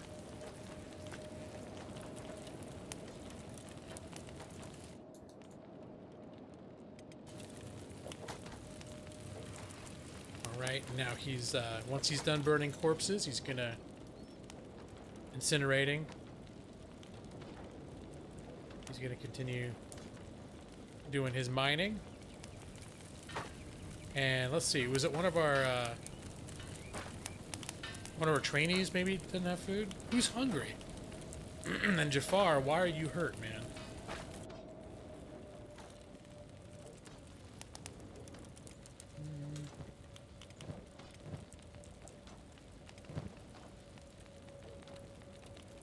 Need to, I guess way too much leather to be schlepping around with me.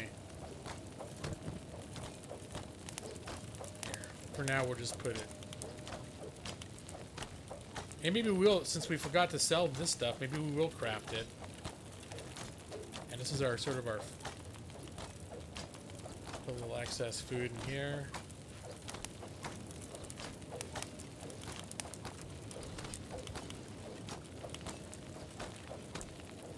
Oh wow, people ran and grabbed that food automatically. Okay, I think it's time, I think we need to go food shopping. Since we haven't grown enough to actually make food yet. Because we've been growing enough to keep expanding our farms. But not actually doing anything with the crops yet. Oh, you got Enderall installed? I feel like I'm pointing you and I'm introducing you to wonderful new things, Mike. But yeah, it's definitely different enough from Skyrim that if you had enough Skyrim, Enderall doesn't necessarily feel like Skyrim. But if you like Skyrim, it's similar enough that, you know, it'll feel familiar. Let me see. I didn't want to send anyone else out on errands until this raid happened, but Jim Bad. Oh.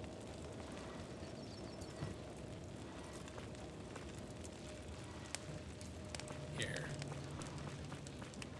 Transferring water. Oh, look at this dude. I think that's one of the bandits.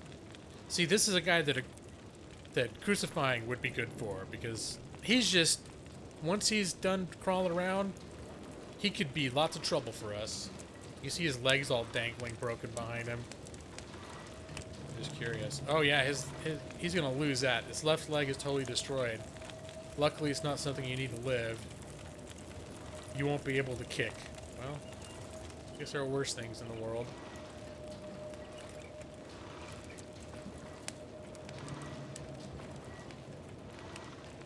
Love Skyrim move. Yeah.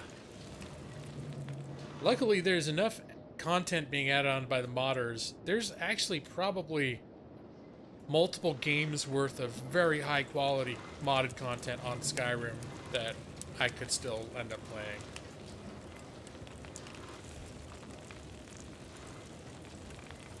Oh, that dude's playing dead. See, that's another guy that would be good. Maybe I should build the cross.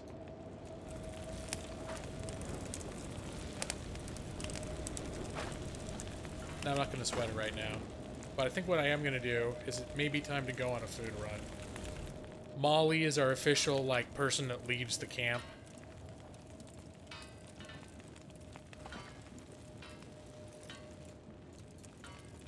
Let's see. Oh, yeah, we got lots of copper to sell.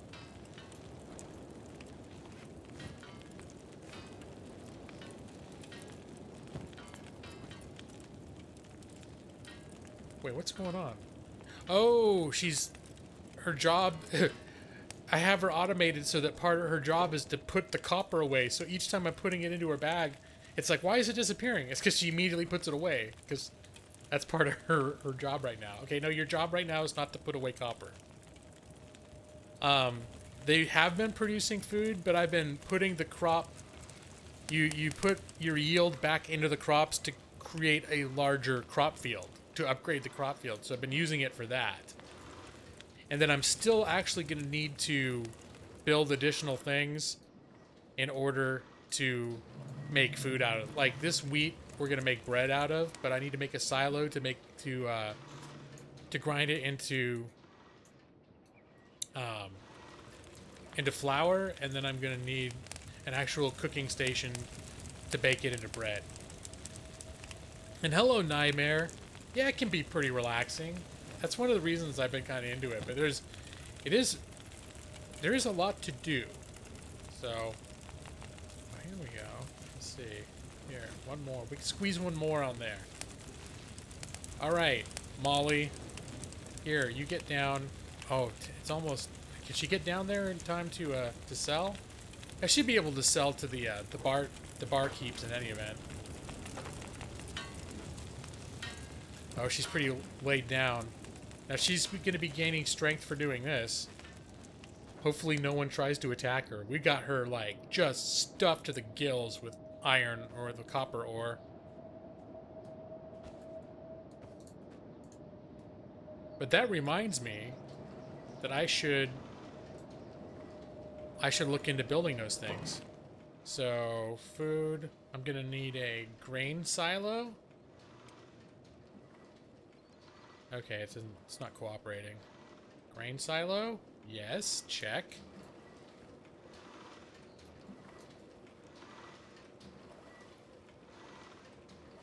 We'll do it like this. Grain silo. And bread oven. It's having a really hard time with the level right here. Here we go.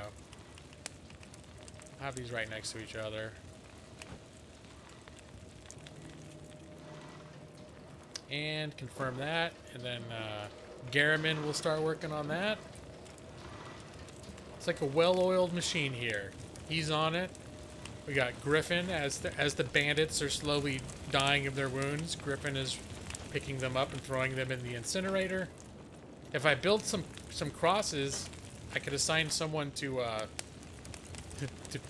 pick up the bad guys that aren't dead yet and finish them off. It'd be a real shocker for this dude who's like pretending to be dead. All right, let's see where Molly's at. The game is pretty complex. Yeah, I mean, I'm still learning. I'm still feeling my way around it. And in all the time that I've played, let's see, I've been up to here, Blister Hill, and I have a little outpost I made here, but I've run around this area. I've been here. Yeah, this whole area about this is the only areas that I've really explored. I've gone right to the edge of this swamp, and you can see that is, of the whole world, is this. And I haven't even seen any of the rest of this. So just the scale of it is pretty damn big. Alright, did something happen? All of a sudden I heard a noise and I was afraid it meant I was getting attacked. I think something glitched about this raid. It still says I'm supposed to have some raid coming after me. And it was supposed to be here, right? The Hawk Mining Company. Yep, that's the name of this particular outpost. Alright. Alright, Molly. Now we're going to speed things up. Go, Molly, go! Now this is a little bit of the jank. When you go into an area that hasn't loaded yet, the game keeps going, but a bunch of stuff gets janky. So she's actually on the ground. There she is. She's on the ground. But so they'll model her like where she is horizontally on the map, but wherever she was headed, she's going uphill or downhill or whatever it is. Oh, the silo is complete. She'll just keep doing it. So, one of the prime examples of that's just something that is part of the game and it's just normal. Whereas, you think about a AAA game, and if that, especially, you know, this game's been in development almost 10 years. But I think one dude did it, and it's super ambitious. But then you find things like that where it's like, yeah, he'd have to probably scrap the whole engine and start over to fix some of these things, and then he'd probably never have this game playable. And it is playable, definitely.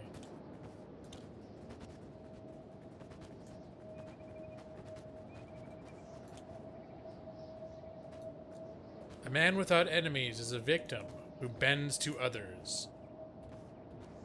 They gonna check me for contraband? Nope, just passing through. Oh, okay, what's going on back at Prime? Griffin, okay, you know what? See, this is what I was talking about.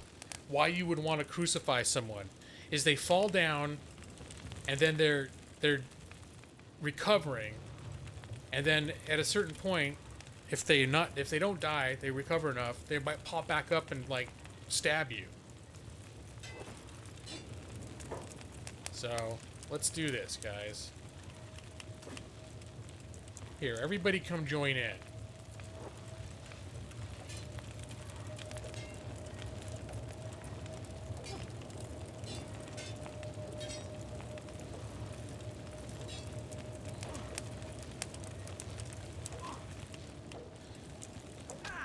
Ow! Griffin, no!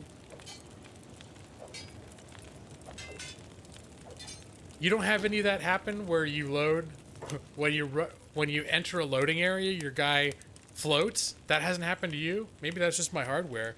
I just assumed it was part of the game. All right, Chance. Oh, do you hear that? Maybe I can get close enough. Do you hear that? Chico. What are you doing? I'm trying to get her to make her grumpy noise right on the microphone. I know, Jaws, I've made sure to keep streaming just for you, man. Alright. Yeah, we'll patch up. Yeah, the alternative is you can have one person who is the medic, and you can assign them to automatically patch up whoever's hurt. Maybe I should do that. I say the reason I have them all patch themselves up is because I want them all to get good at it. Because after a combat, you never know who's going to be left standing. And if your medic's one of the people that goes down, you don't want everyone else to not be able to do it well. Alright. So I think we are back.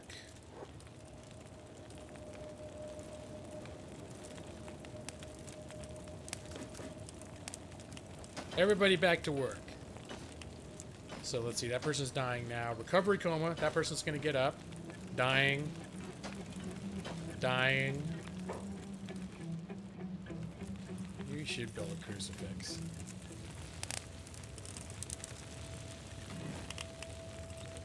Carrier.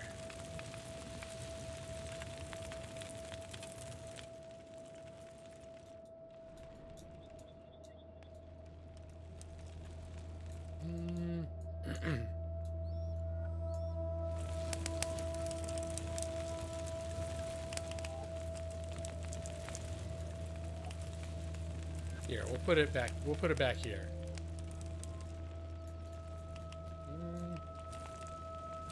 Can I straighten it out a little bit too? Some things you can sort of straighten out, but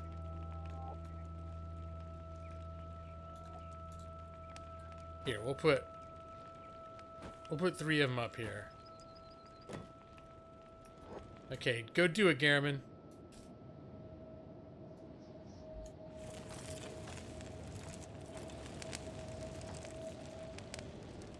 And just to help him along, I should see, what is it?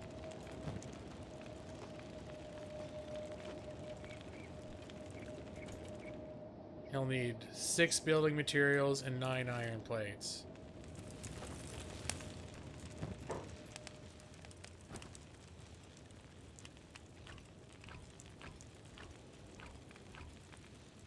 I guess he doesn't have enough. He doesn't have enough space to carry all of it. Okay, well, I'll let him keep going. He should have his big backpack out for this, though.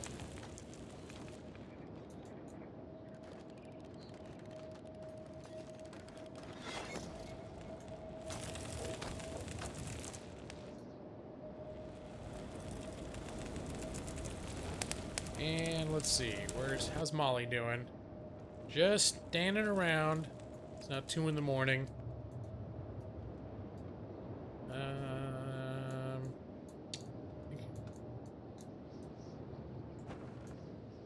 I always get disoriented when they end up standing in the middle of town as to where we are. Is this... Okay, here's a bar. You can drag your slow copper heavy ass in there. And just waiting for the liquor store to open. That's where she's hanging out. She didn't know what's going on. What is this person? A flat skin won't survive in the Shek kingdom. So you can see this whole town is non-humans. They're something else. But they're a lot nicer. They're a lot nicer than the actual, like, the Holy Empire people. But they are still kind of like, they talk down to you as a human.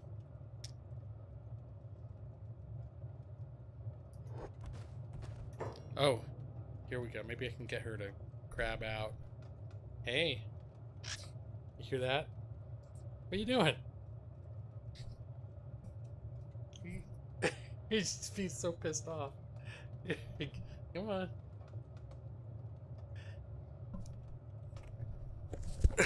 She's gonna crawl on top of the microphone.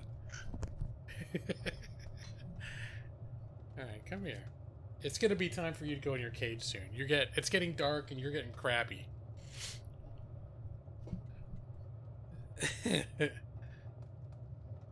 How is having a bird for a pet? It's my experience, probably not everyone else's, because I spent like the better part of 5 years working from home with her in the same room. So but these particular birds, cockatiels, they can get very bonded to humans. Like before I had parakeets or budgies, they're called as well. They did not attach to humans. I mean, I had 2 of them, and I had 2 cockatiels too, but the cockatiels bonded and they became handleable, and they'll hang out. Like she'd spend all day and night just sitting on me and screwing around, eating stuff like around me, whatever. And she gets very upset if I leave the room, and I don't bring her with me. She'll scream and cry, and so it's supposedly not good when they're that attached. But in some ways I really enjoy her, but in other ways, because she's so dependent on me, and because she freaks out so badly if I just even go to make something to eat or go to the bathroom or take a shower, and there are other people that live here and they have to hear her, so I feel bad, and there's probably other neighbors can probably hear her, she's so loud. So that's certain things I think about, like, oh, you know, I was worried that we might not be able, like, if she was too much of a problem, I might not be able to keep her, and I'm still hoping that she doesn't end up being a serious problem because of her noise. But like, if we start getting neighbor complaints, I know the management can basically say, you gotta move, you gotta get rid of the bird or move. So we'll see what happens. Oh, menacing stare. Okay, so these guys, they're not super friendly, but they never, like those holy dudes, they're always checking into your stuff and like going to your base. And like I was saying earlier, the holy dudes, if they see women at your base, they'll get pissed off if they think that the women are not being properly supervised by men, and they will actually raid your base if you don't like have a guy run out and explain the situation to them. I don't know what they'll do. Will they take your women prisoner or kill them or what? But I know one of the raids I had when I had my base in the Holy Nation territory was them coming to assault my base because they saw women there that seemed to be working unattended by male supervision, which is pretty crazy.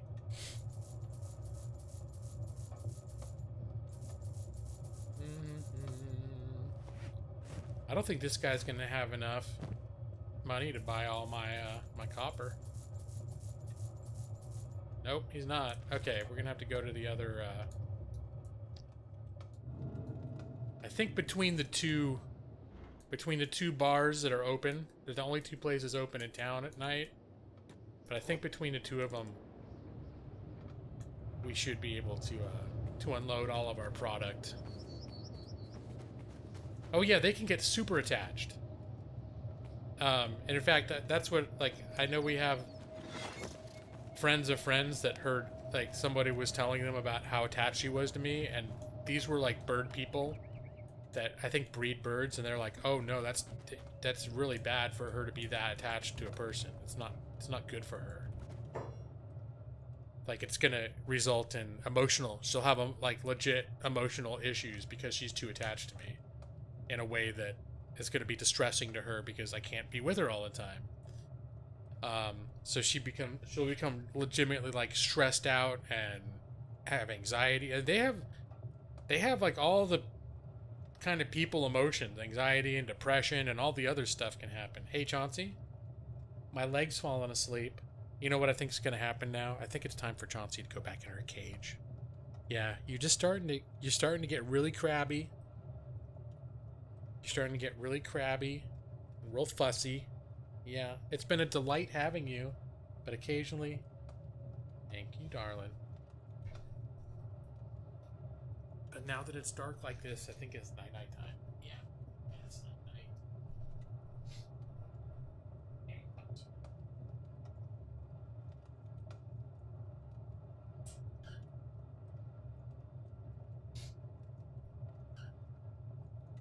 Yeah.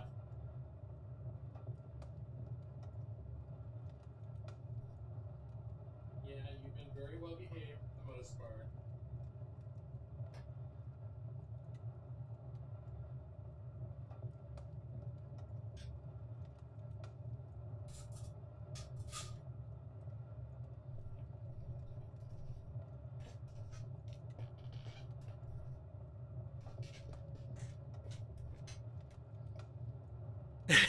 Surprised to see him wearing pants? Yeah. Well, part of it is, I'm not sure if everyone here's heard this, but when we moved into the area, and my wife found a job, but I was still looking and doing a reduced load of the stuff that I've been doing. But rents have gotten expensive here since it's not quite as expensive as LA, but it's still expensive compared to when we left. Like, it was really super cheap before.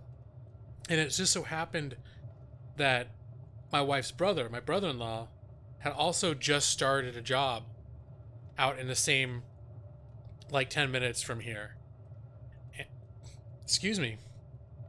And he was having trouble finding a place. He's in some sort of an apprenticeship where he makes decent money, but he's not going to be making real money for 6 months to a year. And then when he gets into the trade, he's apprenticing as an electrician, and once he's out of the apprenticeship, he's going to be making like hand over fist money, but not yet. So he was looking for something, and we're still getting our stuff sorted out. So we have the three of us living together, and in some ways, it's worked out for everybody because everyone was kind of in a transition period and having trouble finding a place to stay, and it all same time, same place, and it's worked out pretty nicely. But it's definitely, that's the one reason I'm worried about her making too much noise, and also in general it could explain like why I'd be wearing pants and stuff, because it's not just not usually when I stream I at least have sweats on. I'm trying to remember if I ever streamed just in underwear. I don't know if I ever did.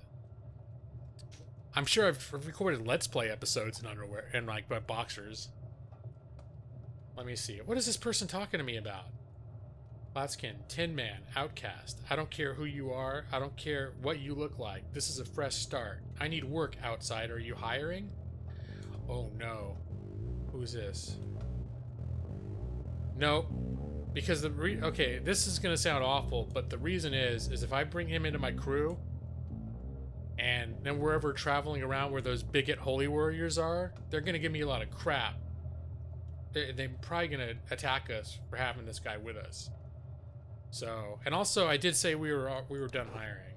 So, Soy Bomb, what's up, man? How you doing? Yeah, I'm still alive.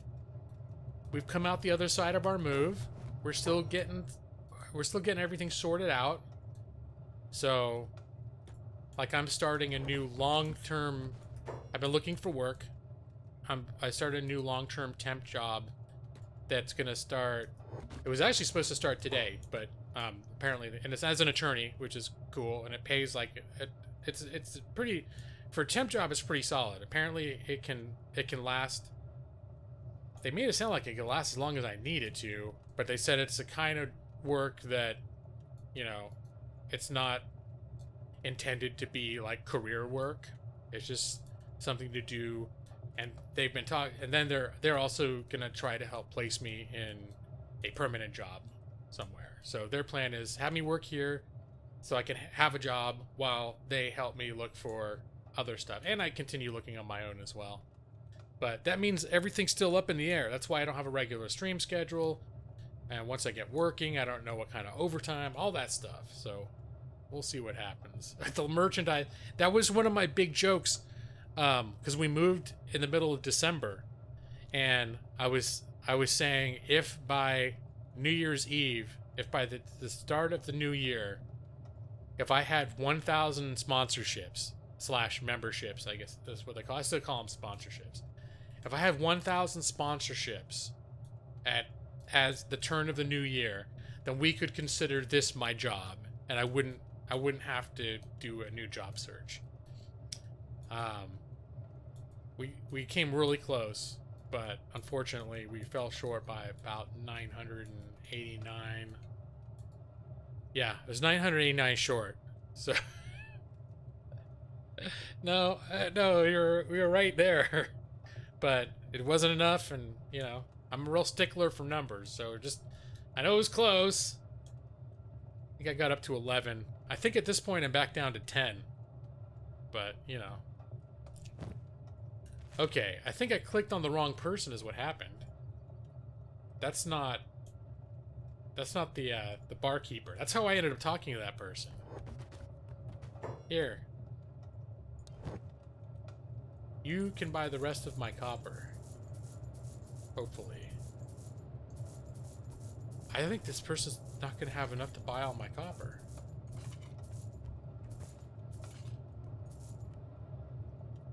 And the other shops will be opening up.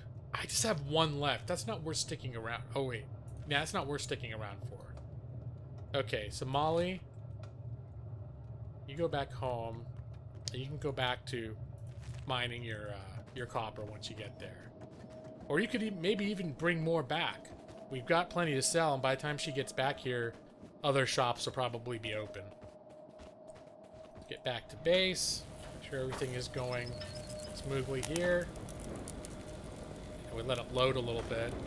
So, but Mike, I'm happy to hear I have all these weird loading jank things happen to me, like everything chugs and weird things happen when you jump between different areas or you cross zones, because it's all continuous.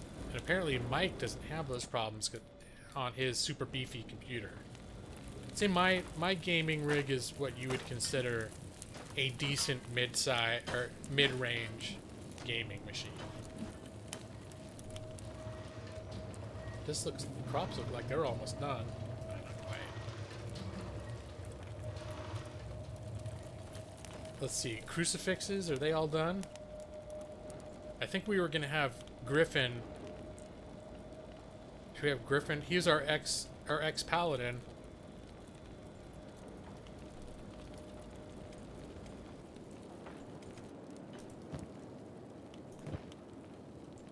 Why is he not able to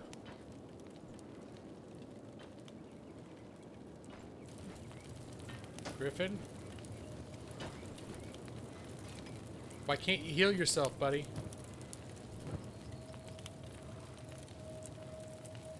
My video card is needing upgrading, only 3 gigs, you need at least 4. Okay, well, I'm not upgrading my video card right now because getting up to 3 was a huge upgrade.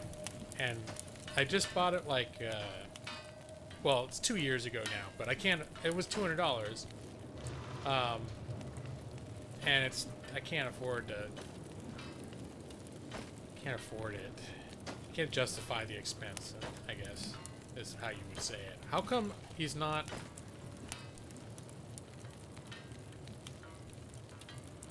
All right, this game is, it's being a little long, so this is what we're gonna do. We're gonna save. I'm gonna do, this is Garriman. I'm gonna exit and re-enter the game. Or maybe I could just reload it. Maybe that'll work.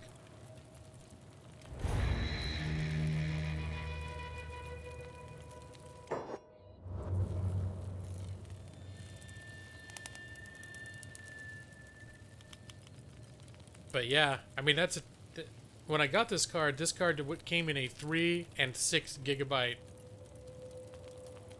options, but the 3 gig was, my budget was 200. That's as high as I wanted to go, and getting the 6 gig version was like 300. It was a lot more, and I mean, there would have been a notable improvement in performance, but I didn't think it was like from 200 to 300 notable. So, and also I just wasn't going to spend that much on a graphics card. Oh, I never go top end or chaos. And by the way, hello or chaos.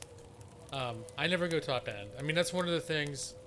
One of my philosophies is I was surprised I even ended up having to spend 200, but I think because of bit mining, graphics cards prices have been, they were inflated. I don't know if they still are, but they were inflated at the time I made the move, and I don't know if they've gone back down yet. But it used to be before. You could get, for around $100, you could get what would have been performing like a top performer from 2 or 3 years earlier, like the equivalent of. Where if you want to get a top performer, you're gonna pay. You're gonna pay like $1,000. You're gonna pay a lot. 1,300, yeah. They've gone down to pre-mining prices. I haven't done any shopping for graphics cards in a while, so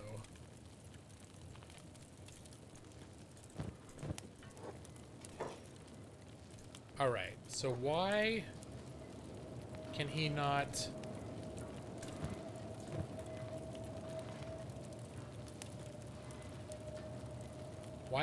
heal himself? Oh, he's not. I didn't realize he wasn't actually damaged. Was somebody damaged? They're hungry. I was gonna buy food. Crap, that's a problem. Okay. Griffin. Okay, first off, everybody put passive back on, because we don't want you wandering off and attacking until I've told you to. Griffin. We're gonna have you do...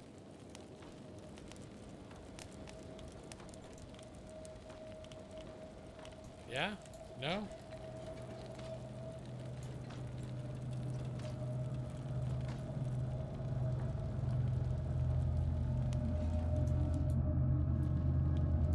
Let's see, what is he doing?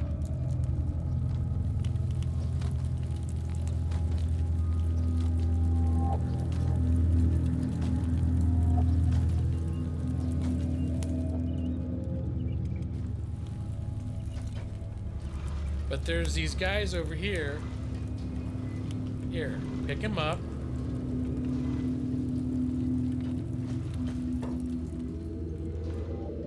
And now, put him in.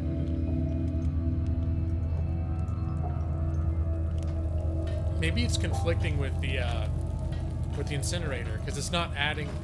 It's not adding. He's gonna do it, but it's not adding as an auto job. We went from a 1060 to a 1070 Ti. Will last you a couple more years. 1070 Ti sounds like it was. What would that cost you? Like $500? I mean,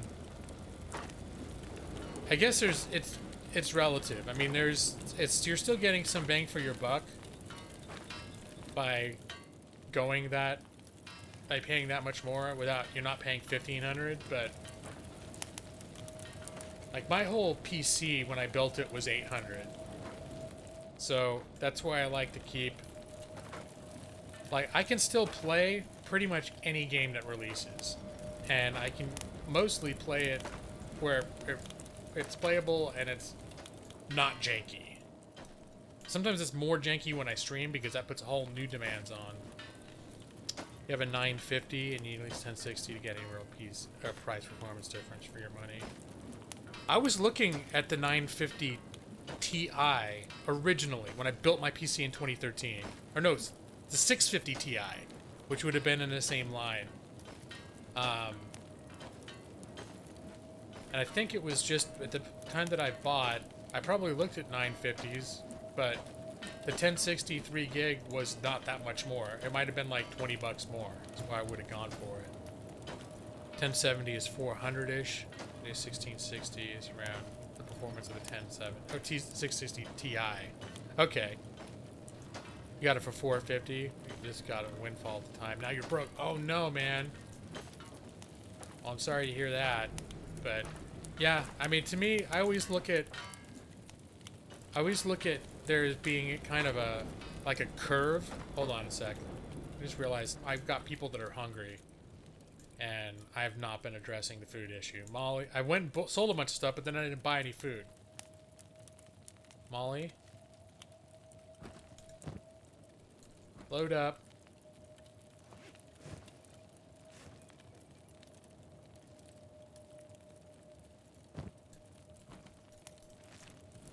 Go back to that town.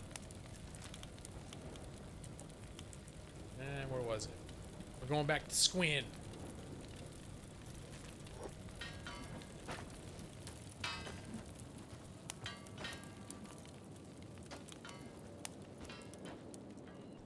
What GPU do I have now? It's a 1060 3 gigabyte. This is a standard, a regular 1060. I got that for my birthday in 2016, in November of 2016. So I guess it's been almost 2.5 years since I got it. And it was a huge step up. What I had before was a Radeon, and I can't remember the number. Their numbering system and the Radeons confused me a little bit. I'd have to actually look it up. But they keep changing their conventions. So their numbering conventions keep changing as well. So, or maybe different lines are numbered in different ways. I don't know. But what I had would have been, at the time I got it, the NVIDIA I was looking at was the 650 Ti. And this Radeon was supposed to be on par with a 660. So when I first built this PC, that's what I would have had the equivalent of, was approximately a 660 NVIDIA 660. But yeah, see, like right now, this loading problem, Mike says on his rig, this doesn't happen. Now it's like, because I'm crossing where it's loading this area. And so, okay, now it's caught up. But even, yeah, and that's something I can live with. Obviously, I've continued playing this game. I just have to accept the fact that when I'm traveling long distances, this is something, and I've looked it up, and apparently for most people that don't have, like, higher-end PCs, this has just been a part of the game for most people who play it for years, and they've just accepted, like, oh, it's just something you gotta deal with. But I'm very happy to hear, Mike, that a lot of these problems can be remedied with better hardware. Because that does show that it's not just something that's in the game. And if, for example, if I'm still playing this game 3 or 4 years from now, and this seems like the kind of game that might have that kind of lifespan, not constantly, but something that I might pick up, I'll play for a few weeks and then put it down, and a year later play it again and put it down a year later. That's sort of, I work in cycles with certain games like that. And I could see eventually jumping back into this game at a point when I have upgraded again.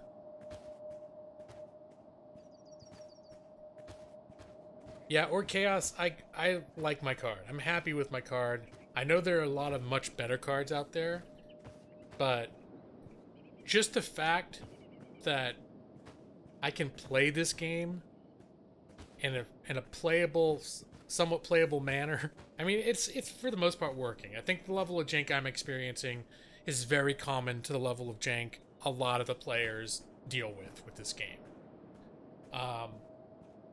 But in most games, I don't deal with jank. But like Conan Exiles, I guess there's certain games like that I did have some issues, like some frame choppiness if I went in areas where other people built a whole lot. But that again sounded like that was pretty common to most people. But if you had a high enough thing, maybe you didn't. But most games I play, I can't always run everything on Ultra, but I can usually run everything. New games that come out, I can run them at least on high, or I can run them in a way that where they look pretty good and generally still get a solid 60 frames per second. And that, as far as I'm concerned, is really solid. Because I know in times past, I've had, like, before I built this PC, I'd buy a PC and I do an upgrade here and there, but I'd always be like a year or two later, I wouldn't be able to play the newest games. And I would wait until basically I couldn't really play anything new anymore until I upgraded.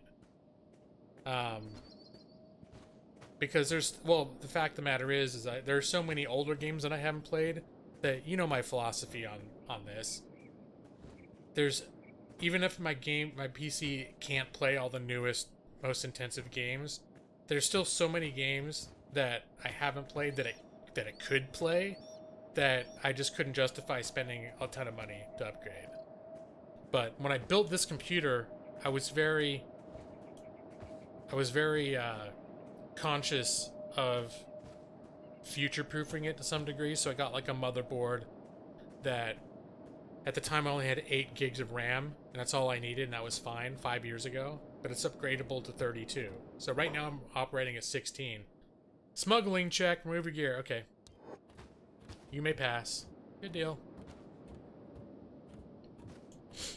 Oh, okay, so you could put that in your son's rig.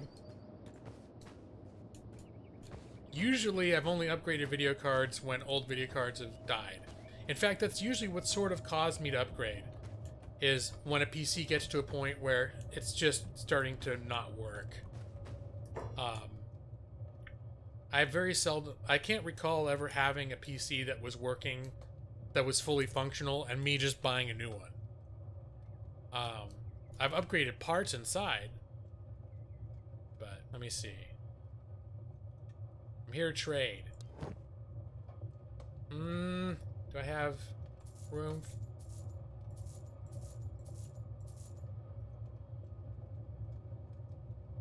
Okay, you can buy a couple of these now.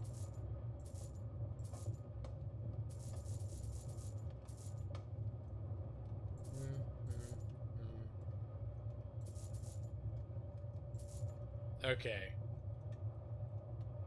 I got all his meat. The meat is sort of like, it takes up the most space, but for the amount of nutrition, you get the most bang for your buck in this game. Let me see, armor. I'm gonna run into the armor and just sell the rest of my copper, because the crafting professionals. Where are you going, buddy? No, that's not. I said here, armor. Yeah. There's nothing in there for you, my friend. A 1080 Ti. You filed an insurance claim. You couldn't replace all your stuff, so you decided to put most of it towards your PC. Well, dang. I mean, if there's a thing, if money were no object, I would get a lot better PC hardware than I have. But money has always been an object.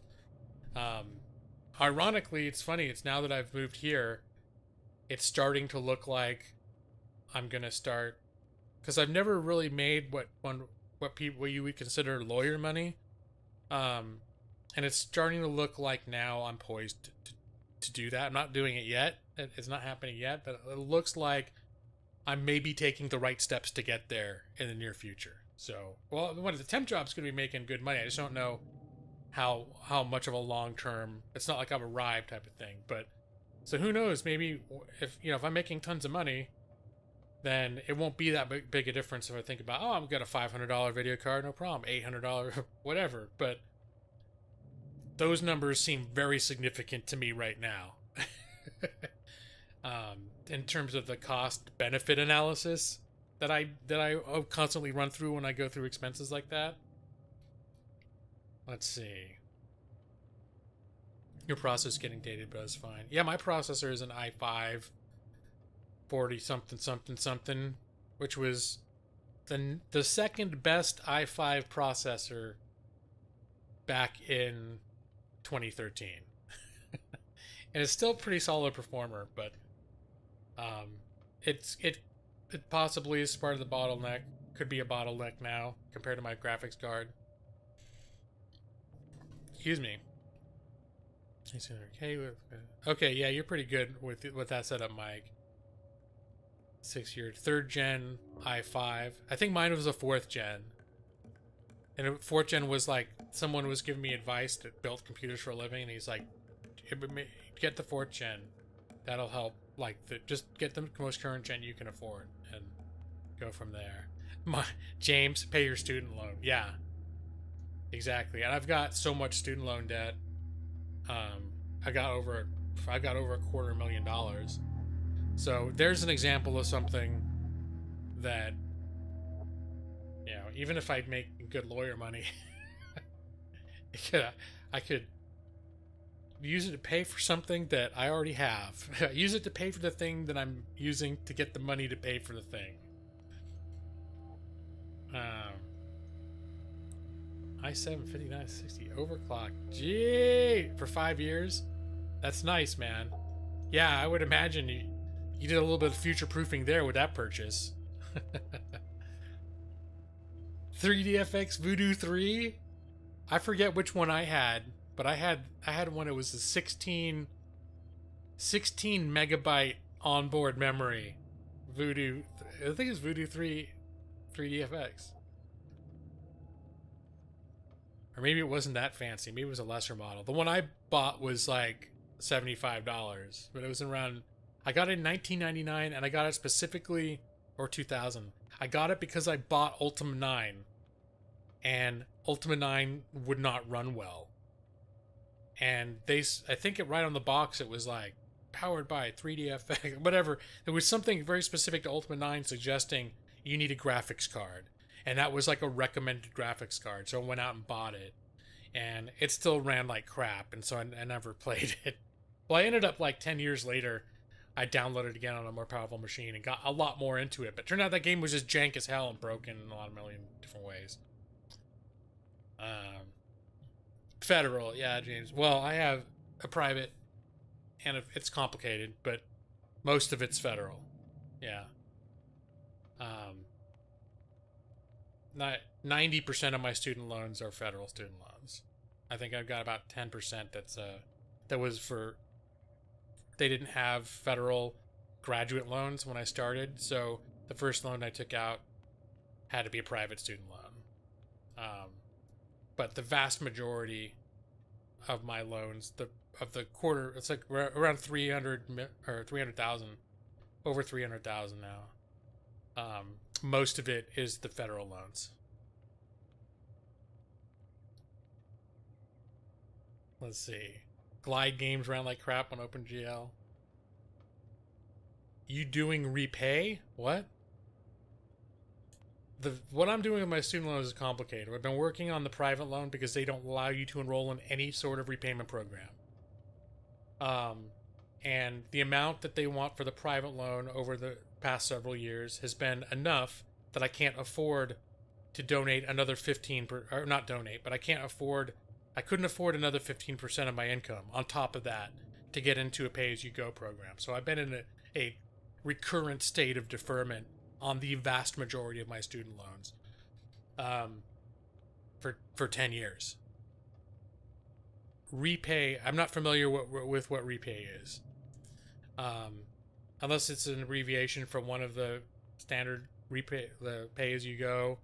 Unless it's a new thing. Is it something new they come up with in the last year or two? As far as I know, there's something where you pay something like 15% of your income over a period of 20 years or 25 years, and after that the remainder is forgiven.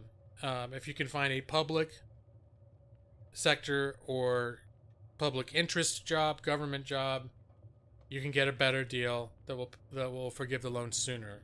But I have not, as of yet, been able to secure jobs, and I've looked like hell for years and years, but I have not been able to get into one of those. Revised pay as you earn. Well, the programs that I know are flat out 10% or 15% of your income, and as your income changes, so does that 10%. So the idea is if I did end up making $200,000 a year, I'd still be locked into that time frame, and I end up paying more than what I owe.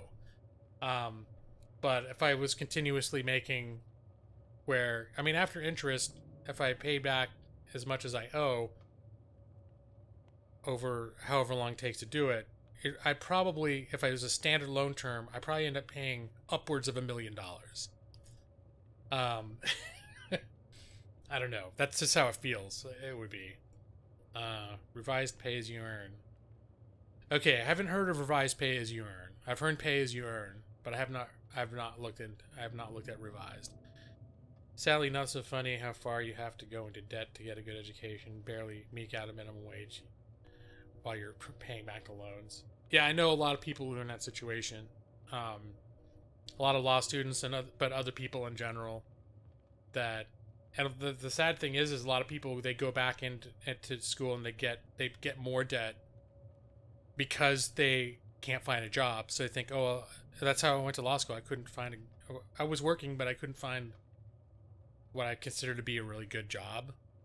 So after a lot of investigation, I got into law thinking, well, here's something where if I get trained in this, I'll never have to worry about finding work again.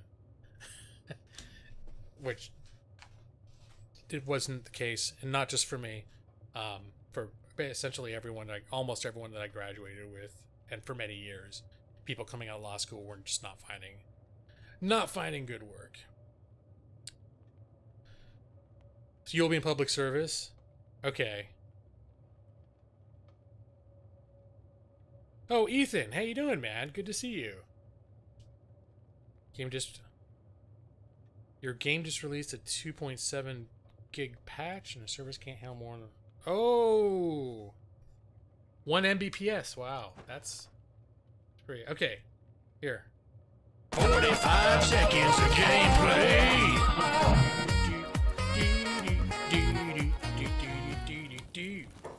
That's why I have that. And now we're gonna sell all the iron.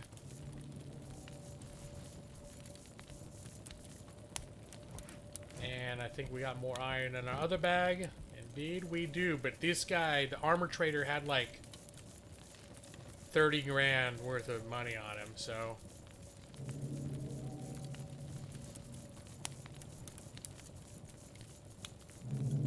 Okay, I think we've cleared out all of our...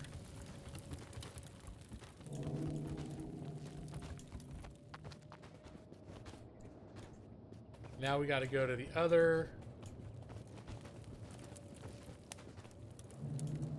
Wait, was it this one? No, that's another broken down. The bar. The other bar should have some food. Let's see what kind of food they've got.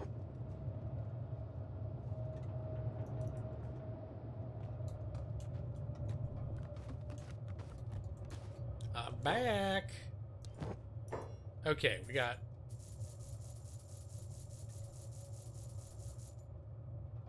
And that's not a good price to cost ratio there.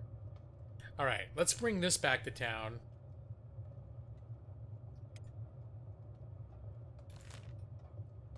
Back to the good old Hawk Mining Company. And off she goes. Alright, meanwhile, back at the Hawk Mining Company, mining is happening.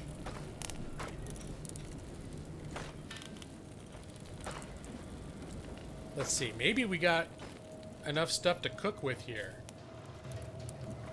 What happened to Jimbad? Jim Bad is dying! How is this not on my radar? Alright. Here, fix Jim Bad.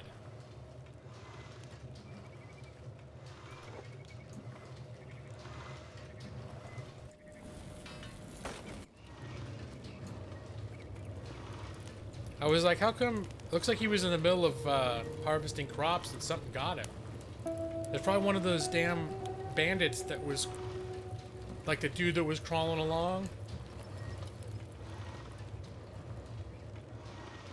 Probably healed up enough to get up and get a good whack at him.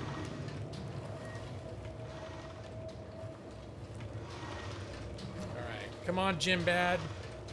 He's gonna be okay now. But we're definitely gonna have to put him in bed.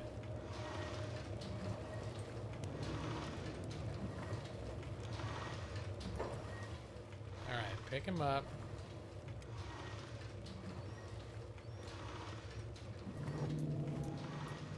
No, don't mine with him on your back. Put him in bed.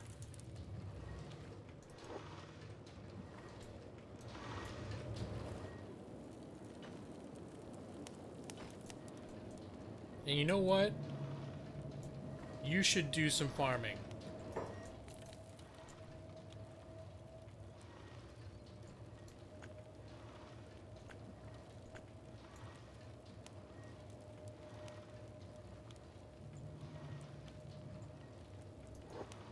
Here, you take over the farming while he's sick.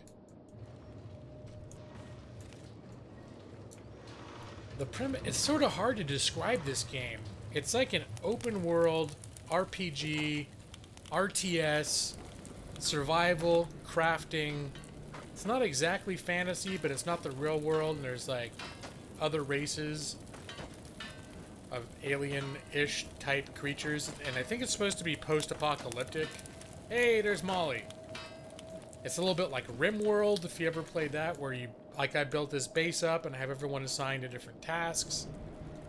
We occasionally get bandit raids, and eventually, once we got resources and enough people, you start off super weak.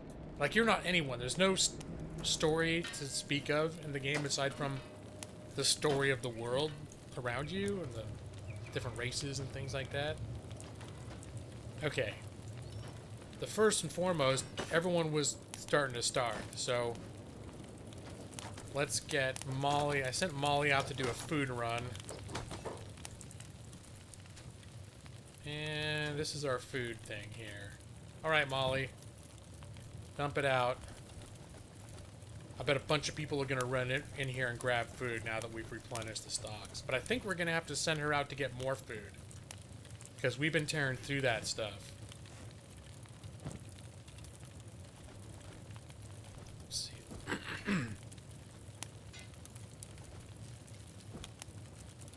But it's a very unique game. And there's a lot of interesting stuff going on. I'm just curious to see how many people come running in right now. Look at all people like, oh, food. Yep, they were all starting to get a little gnawing and they're hungry. And they're rumbly tumblies. Okay. But let's see if we got more. So these guys are manufacturing, let's see. This is, we have people mining iron, which goes into this box as iron ore. And then iron ore gets converted into iron plates, which we put into these boxes. Oh, they're full. Okay, it's time to create another. You know what? Maybe we just don't need to keep making this stuff right now. Alright, we're gonna have to reallocate resources, but I think if we've filled up all of our boxes of iron plates, we probably don't need to keep doing iron plates. Building materials. We could probably do a second box of building material. Now I'm getting swept up in what I'm doing. Storage. Building materials. Takes one iron plate. We'll put that right next to that. And I've got Garriman is automatically set to be the dude that builds stuff when an order goes out to build stuff. Alright, Molly. So we have those things used for building. And we have copper ore that we're mining. But really the only... You can do stuff with copper, but the only thing we're really using it for right now is it's a pretty decent way to make money. Oh, is that really all we got? Alright, that's fine.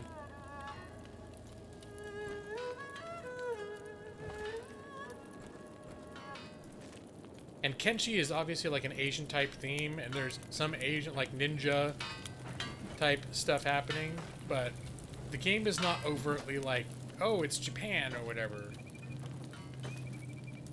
But there's, you definitely get a sense that the world, there was like an Asian, it was an Asian culture dominated world, at least among the humans. Alright, we're gonna send Molly up to the hub. So right now, basically, I've got everybody set up to do what they need to do.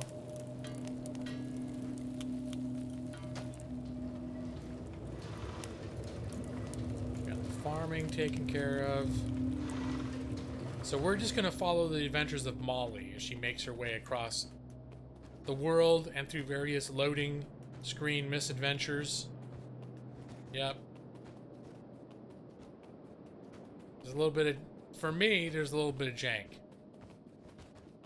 Although I only just now found out...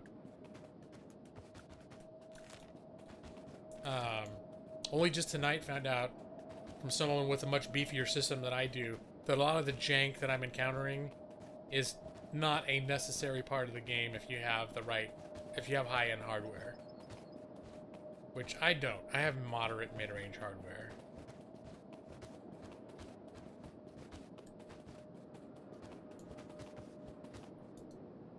So she's making her way up to this delightful town, and her whole purpose right now is just basically to have her run out and buy meat.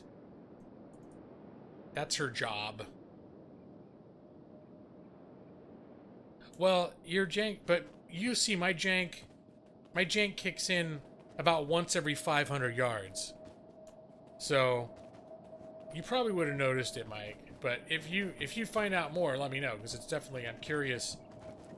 If you're like, oh yeah, it turns out it was there. Oh, here. Molly, go to the bar.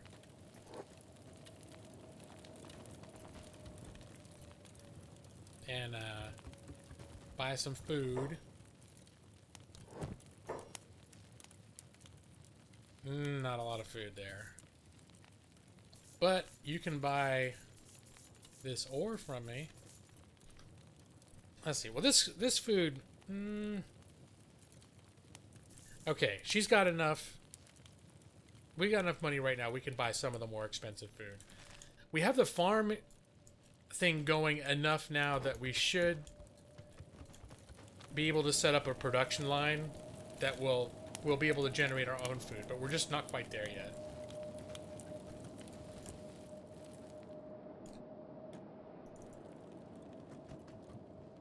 Get down there. So yeah, when I started the game, when I was streaming last time, I was just going down to this node down here. And that's what, I had one guy, and he was going down to this node, mining up as much copper as he could handle, and then running up to that bar and selling it over and over again. And there's another bar over here where we're going. And he'd sell between the two of them and like pick up food and supplies and then do it again. And he saved up enough to buy a little, the equivalent of a shack in town, so he could build his first like storage chest, so he could start accumulating things and have enough stuff set aside that he could hire another person to join him, have enough resources to feed them. And then they're both mining, and then they're making more money. And then it sort of goes from there where, you know, eventually I felt like, okay, I think we got enough resources that we can build our own like base, try to find a place with some decent resources, and so it's sort of just, you end up setting your own goal. This person has been I guess this person is just crippled. Are you not healing?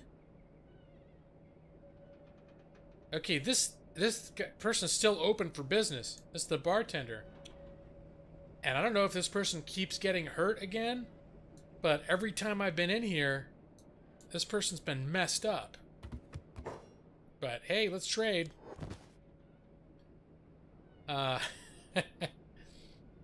Let's see, there's some of that and some of that. And now we'll head up to the stack.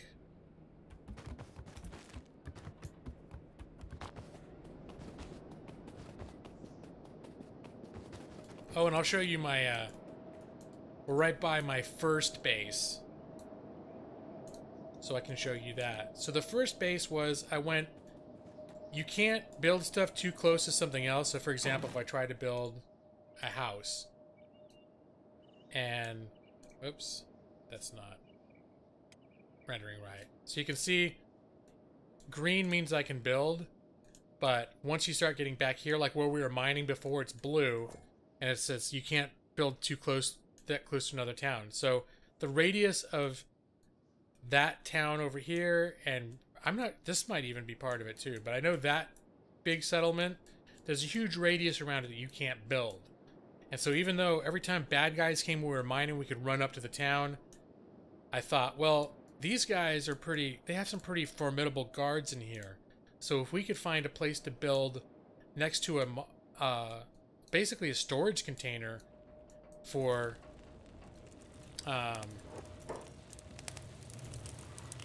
to hold on. Actually, it's gone now. Has this place been this place had some crap happen to it? I haven't experienced it. The things might deteriorate. I had a oh, you know what? No, I didn't have the box right next to it. I had the box inside. But the whole idea of this was just to be able to mine copper, to be able to stash up big supplies of it. And as I did it, I kept adding on, and I built a couple crops, and I built like a stone quarry here, and there was a metal resource over here, and I started getting metal. But what ended up happening is, because I hadn't planned it to be anything more than just something to pick this copper, my guys were spread out across like a half a mile. And to get down here, they have to run all the way around this hill. And it was just like, it was super not optimal. So I wanted to find first places where they could make food better, but also places where the resources were not wiped out over half a mile. Mike, show that. And hey, Girahim, how you doing, man? Okay, looks like okay. Molly, I'm not gonna be able to watch you for right now, so why don't we're gonna just send you to stack. She's gonna keep running the stack because this thing is telling me that this group is under attack. Specifically, Garaman is under attack. Okay, I think we just had, looks like random hungry bandits showed up.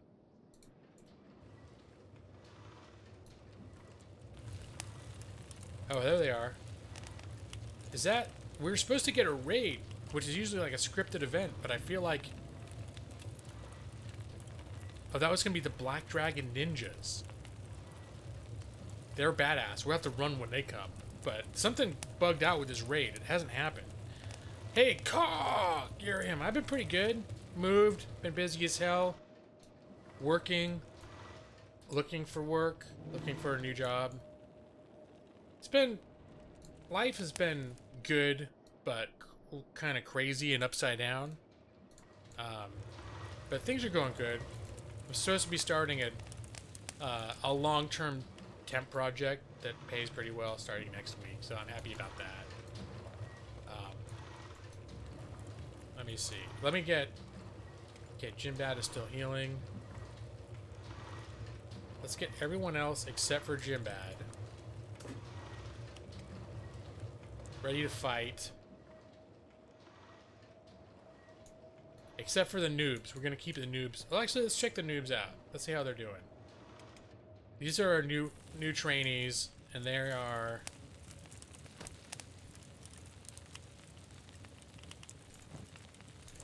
Stats. Okay, that's enough strength. We'll send that person on dexterity. How about lung rot? Lung rot doesn't have any dexterity either. What about bard? You know what? Bard needs dexterity. We'll put lung rot on. Let's see. Is everyone going to be doing what I want them to do at this point? I just realized. So you have to sort of allocate jobs for these people. So let's do this. Let's do this like this. Jafar, you come here. Long rot, you come here. Bard, you come here. Alright, now they're all doing what we want. But now, the main thing we're doing is we're getting attacked down here. Because those guys upstairs aren't up for it. You know, well, you've been away from YouTube gaming for a while. Not like before. Well, I understand. I mean, I haven't been doing almost any hanging out in streams at all for like 6 months. For the most part. It's very rare. And I've only been able to stream like once every 2 weeks. Because I just got my head in other stuff. I mean, even though if I have time, I got my head in other stuff. And my habits have changed. And everything is in flux. So once everything's settled and I have like a permanent schedule with my work and I know what that's going to look like, I'll probably end up setting a new regular scheduled time, but it might be different than before. Like, for example, if I'm working like an 8 to 4 type job, I'm probably not going to stream till 1 in the morning anymore at all. If I stream during the week, I probably end up doing like a 7 to 9 once or twice a week instead. I consider Bard to be me with a typo. That's one thing I didn't do. All these people, if I can take them to the Shinobi Ninjas Thieving Guild, and there's a plastic surgeon that you can change everyone's name and appearance, like an XCOM. And I totally forgot that was one thing I was thinking of doing tonight, was setting all these people up to be recustomized after you guys watching. Alright. It's throwdown time.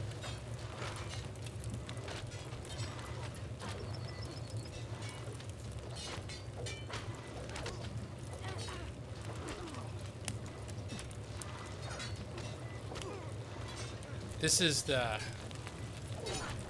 character's name. Your main character's name is Hex, or just random? Or is that a randomized name? Because I pretty much kept almost everyone's name except for the main character, Garaman,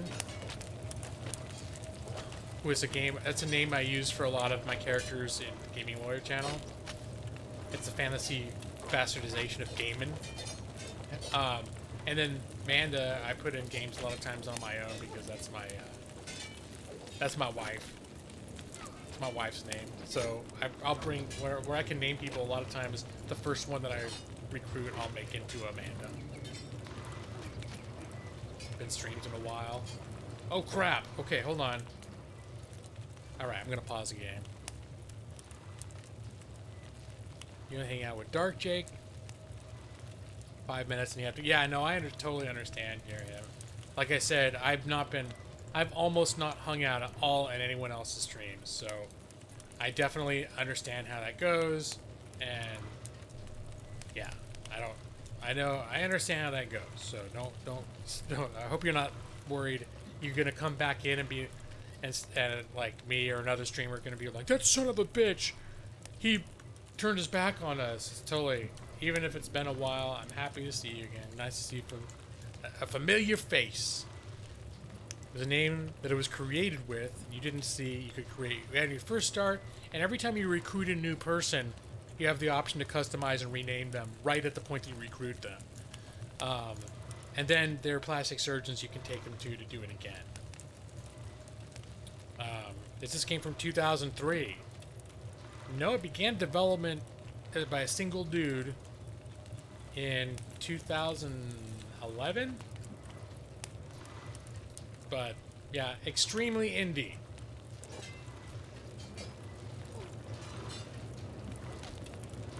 Oh, wait, I was just going to be concerned because half of my people are unconscious right now. Hugh is down. Bleeding. And how many bad guys are still up? 1, 2, 3, 4, 5, 6. Alright, you know what? Maybe it's time to bring down the noobs. Huh? Hey, noobs. Why don't you go down? You're gonna...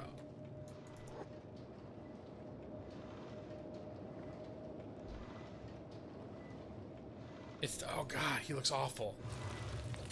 What are you doing, buddy? Here, heal yourself.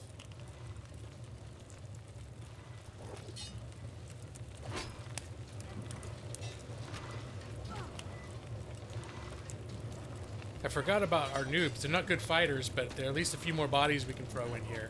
Lung rot will take care of this. Hey, I think the noobs helped turn it around.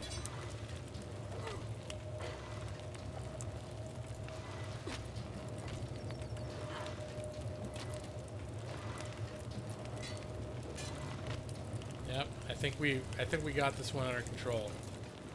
All right. They're going back up. I don't know where Garriman's going.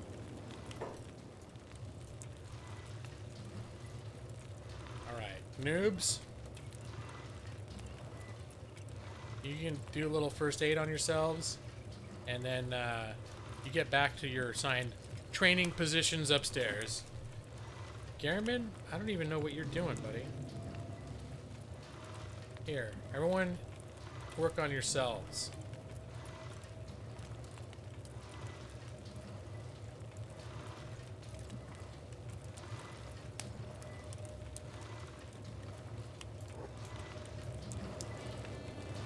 Yeah, it's good for them. It's actually good for them to get their asses kicked.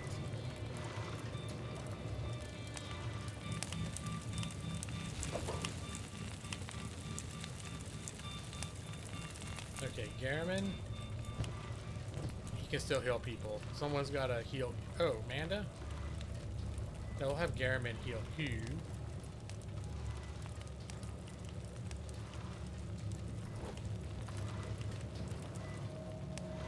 And I think after that, everybody is functional. Garriman. We should put. Hugh's gonna need a little bit of little extra TLC. And as for that matter, there are probably a few other people that could stand to rest. Like Garriman himself is pretty beat up.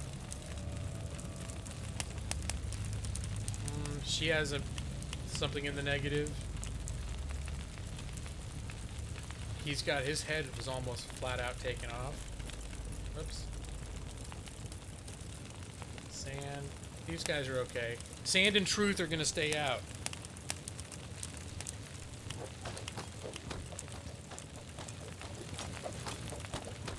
So once we get our hemp industry going, we'll be able to make hemp cloth, and hopefully, hopefully we can make actual beds at a certain point, rather than they're basically just sleeping on sleeping bags. Sand. Here, we'll make sand do crucifixions. No? No. Okay. Sand. Find a dude that's unconscious. Pick him up. In fact, you know what? Truth. You sound... I think Truth... Wait.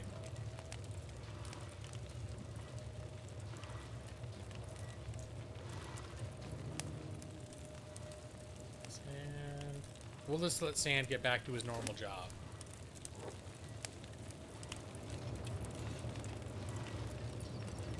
We're going to have Lung Rot eat this guy. No, Lung Rot's training. Let me see. Lung Rot's in my home training group. And Lung Rot's doing good. That is her name. I don't know why she called Lung Rot. But she's just going to be doing a little bit of this for now. We've only got 2 active members who aren't totally beat the shit out of right now. Truth is going to put the not quite dead yet members onto the crucifix, and we're going to try to make a job out of it.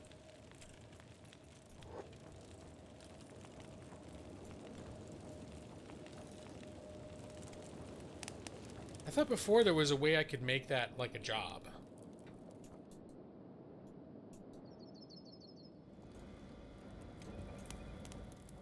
Okay, apparently not. He's dying. The problem is if they're not actually dying, they can recover and get back up while you're not looking and gank your ass while you're just minding your own business. So, and I've looked away for a minute and then looked back and found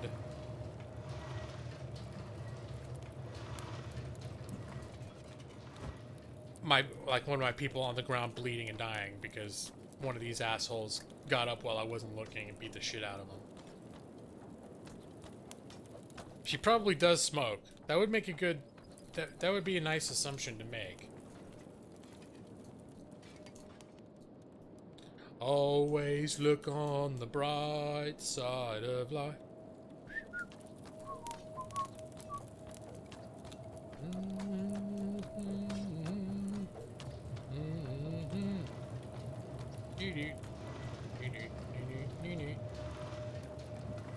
Life is jolly rotten.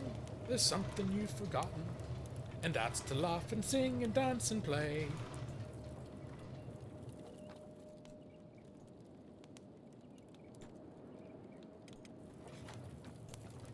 Alright.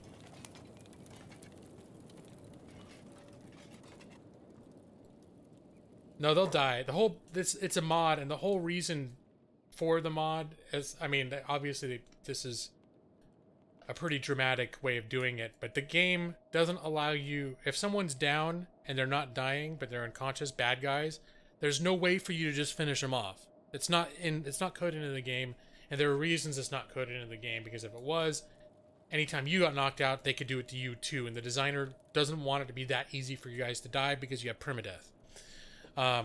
So this mod basically makes it so you can build a thing so that when they're down and they're not gonna die, or you otherwise want to be able to get rid of them, you can put them on there to make them die.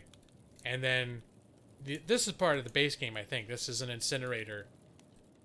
Well, let's see. This guy is unconscious. He was going to get back up again. They're dying. And the other ones are dying too, but we're going to leave it. We'll just leave it at that for now.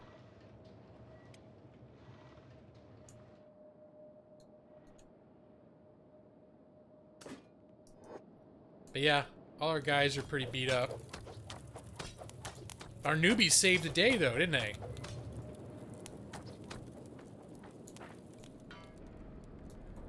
Got truth. Okay, where's Sand at? Okay, Sand is doing his thing. All working as intended. Oh, wait, do we need crops to be harvested? We do. Okay, if you don't let them go too long, they'll die. Alright, you know what? I think we're going to have Sand is for now going to be a backup farmer. Just to harvest it and get it out of the way. Once everyone else is up, we're going to need to assign people to do something with those resources. Particularly want to get a little bread industry going so we can start producing food without having to send Molly all over the world for it. Alright, let's get back. So Sand, let's put the copper at the end. So now Sand will tend to these, and when he's done, he'll go back and resume his primary job duty of mining copper. And speaking of Molly, let's see where she's at. She should be at that town I sent her to by now. That's a weird place for her to have ended up. Okay. Molly, I've been sending her all over the map at this point just to collect food, because we had actually run completely out of food. Probably I could stand to buy more healing materials too.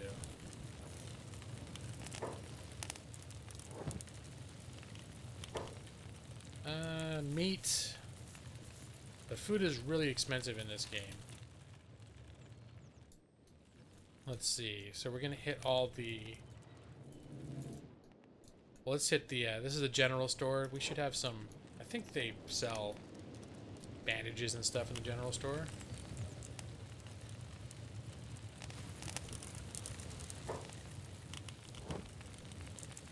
Yep, there's a few bandages. And... Should I get more research? Nah, I don't need research artifacts right now. That's what you use to, as in your science machine, basically, to fuel research as you buy these. But right now, I think we need to focus more on survival stuff.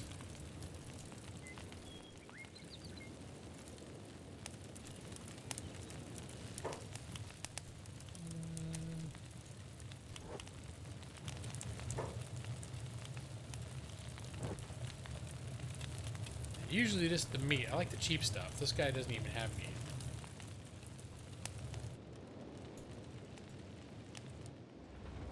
And here's another bar. Wasn't too long ago that she ran through town. I had her out running from town to town recruiting those noobs.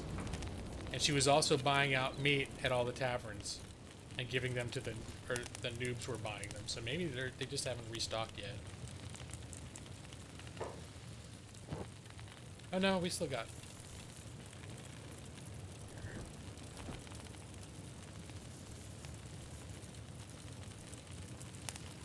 And... Across the street.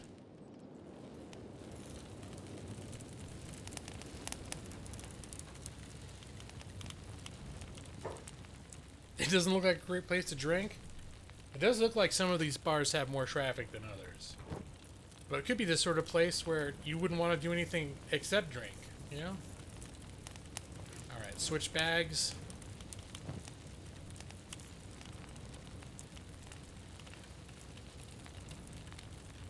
And what's this one? Holy purpose. No, we'll skip that. And... Is there anything else I wanted? Let's check the, sometimes the adventurer's store. I think this specializes in, this one specializes in boots, but they still have usually a bit of general adventuring gear, too. Sometimes that comes in the form of healing. Yep. And you can buy maps. Let's see, locations are already known. Never mind. You can buy maps that when you use them, it will add more markers to your main map. Map of the border zone. Town's way station. I don't know this one. Alright, so I'm going to buy that. And I think I'm going to get another sleeping bag so I can have more places for people to rest. I feel like I've come close to filling up our little rest center. So let's see what's on this map. Added one location. What did we add? Oh, down here. Way station. I thought it was in the border zone, not way the hell down here. Okay, well, now I know what thing is down there. Yeah, all the few places down here I got from buying maps. That's the only reason I know they're there, because I have not been remotely that far. My entire time in this game has been within this area, like from here to here and back. Yeah, a little, it's sort of like triangle here. And so the rest of the world I have not seen. It's mostly because I wanted to get my guys up and trained up and hardy enough to be able to survive if I send them, because they have not been really any place remotely dangerous yet, because they would get their asses kicked. Alright, back to Molly. Molly's still got a lot of storage space, so I think we're going to continue on her mission. Let's put the... I think for some reason when she actually wears this little thieves backpack, even though she's carrying the heavy one too, wearing the thieves backpack helps her run and fight better than if she was wearing the other one. I think there's a couple bars in this town over here. Yeah? Alright, we'll send her there. Now let's check back home, see how everyone's doing. And so just to give a sense of where people are, this is Hawk Mining Company. And Molly right now is... This is the town that Molly was just in. This was that hometown where the whole stream I did last time was running in just this area right here. There was my home base I showed a few minutes ago. Just so you can get an idea of how far she's gone. And now she's running from here to here. Actually, just for a sense of scale, we can keep an eye on her.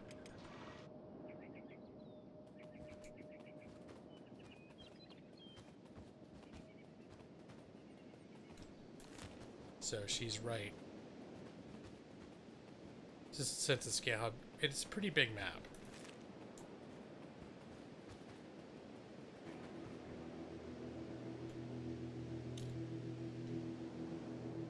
And we'll hit some loading, jank. There we go.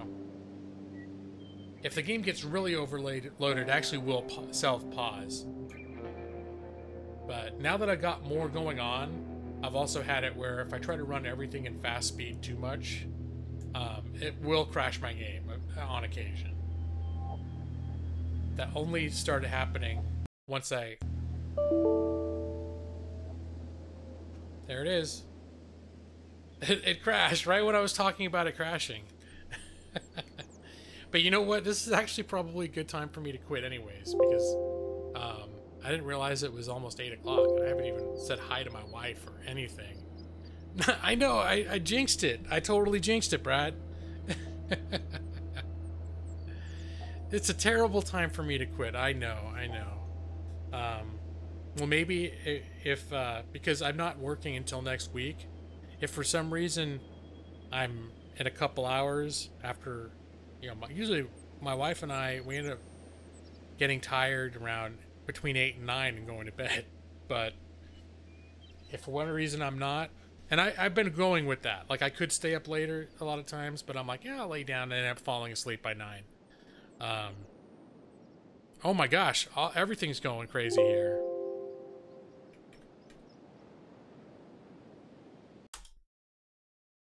Okay, close. I think, yeah, all of a sudden, everything is crapping out on me. I wonder if there's a memory leak in the game. I just lost my chat window. Yeah, I suspect maybe that's what's happening. Is now that there's enough going on in the game, and it's got some kind of a memory leak. Because, now my chat window was like, when it tried to refresh, it was like, not enough memory to open the page. It's like, oh shit, okay. Way to go, Kenshi.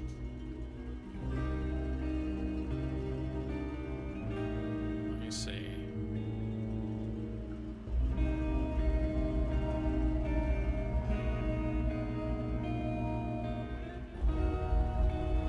Let me make it so that I can see my chat again.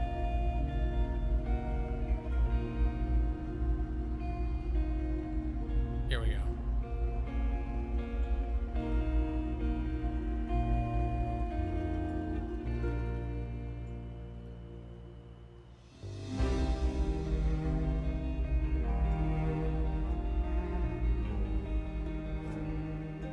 Everything got a little jank. Got under control. But yeah, seriously, I've been playing this game, like, it's been my game for 2 weeks, and I didn't start having crashing until today. Until, like, I was playing it before I streamed, and I crashed a couple times, so... Maybe I just need a couple reboots or something. Oh, hey, Garahim. Garahim, have a good night, man. And, good to get another stream. Yeah, I somehow doubt I'll be coming back again tonight, but the point is I could if I want, if I was not if I was somehow awake enough to do it later, I could, because I'm not working until a few days from now. All right. Should I think about? Let me see. Should I think? And you're welcome, Joss. Should I think about doing a raid? Was fun, bro. Good stream. Good to see you. Yeah, Mike. I'm glad to hear that you're enjoying the game, and that you're benefiting. That it's running better, possibly better for you because of the hardware, and so that there's potentially less jank than I thought with the right rig for this game.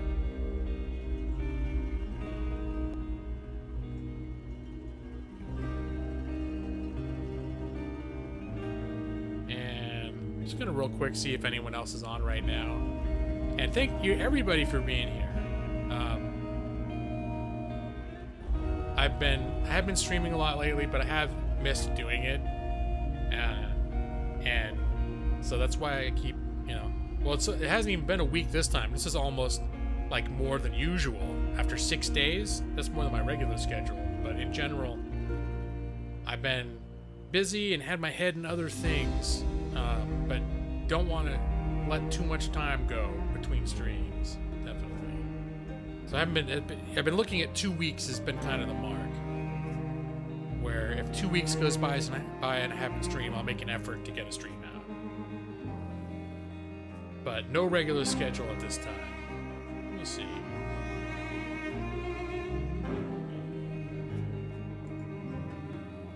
I like the music in this game. It doesn't play a prominent feature in game. It is there, but it's pretty cool.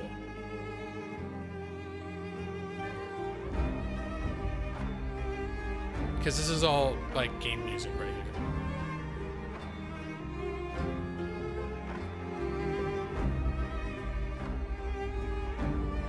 I don't know. I'm like tired now. I'm hungry. I'm tired.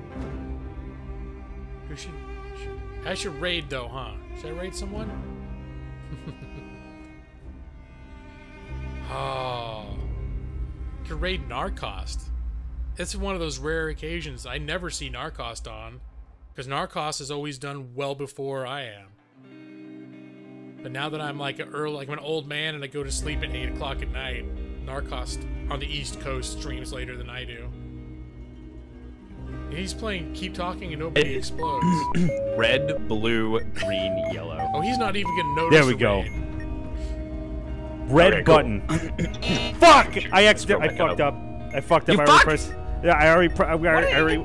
We only got 2 tries and I just wasted one. It's red. What is it? I don't care. Red button that says press in white. I want to raid him anyways. Because I never get to raid this guy. Is there a lit indicator that's... He's one of my favorite guys on YouTube, so we're gonna do this. If you're here, we're gonna set up a little hashtag LawHawk raid. We're gonna get Narcost, who's raided me a gajillion times, and I never ever get to raid him. We'll do us a little hashtag LawHawk raid, and once again, thank you all for being here, and still sticking around and coming back, even though I haven't been a very consistent streamer lately, but I think I've been put enough effort in so you guys know I haven't abandoned this thing or anything. I'm still streaming with some regularity, and I'm trying to make a point to do that. There it is, Brad Pritchard, you got the good one. All right, guys, so here, it looks like Narc's got a little break between bombs, so let's go get him, guys. Here's a link for Narcost. You're gonna do a little hashtag LawHawk raid. You can copy and paste what Brad had, hit that link. Give Narcost some love, and I will see you guys all next time. Love you all, hugs and kisses, and if I don't see you until then, have a great weekend, and we'll see you soon. Bye-bye.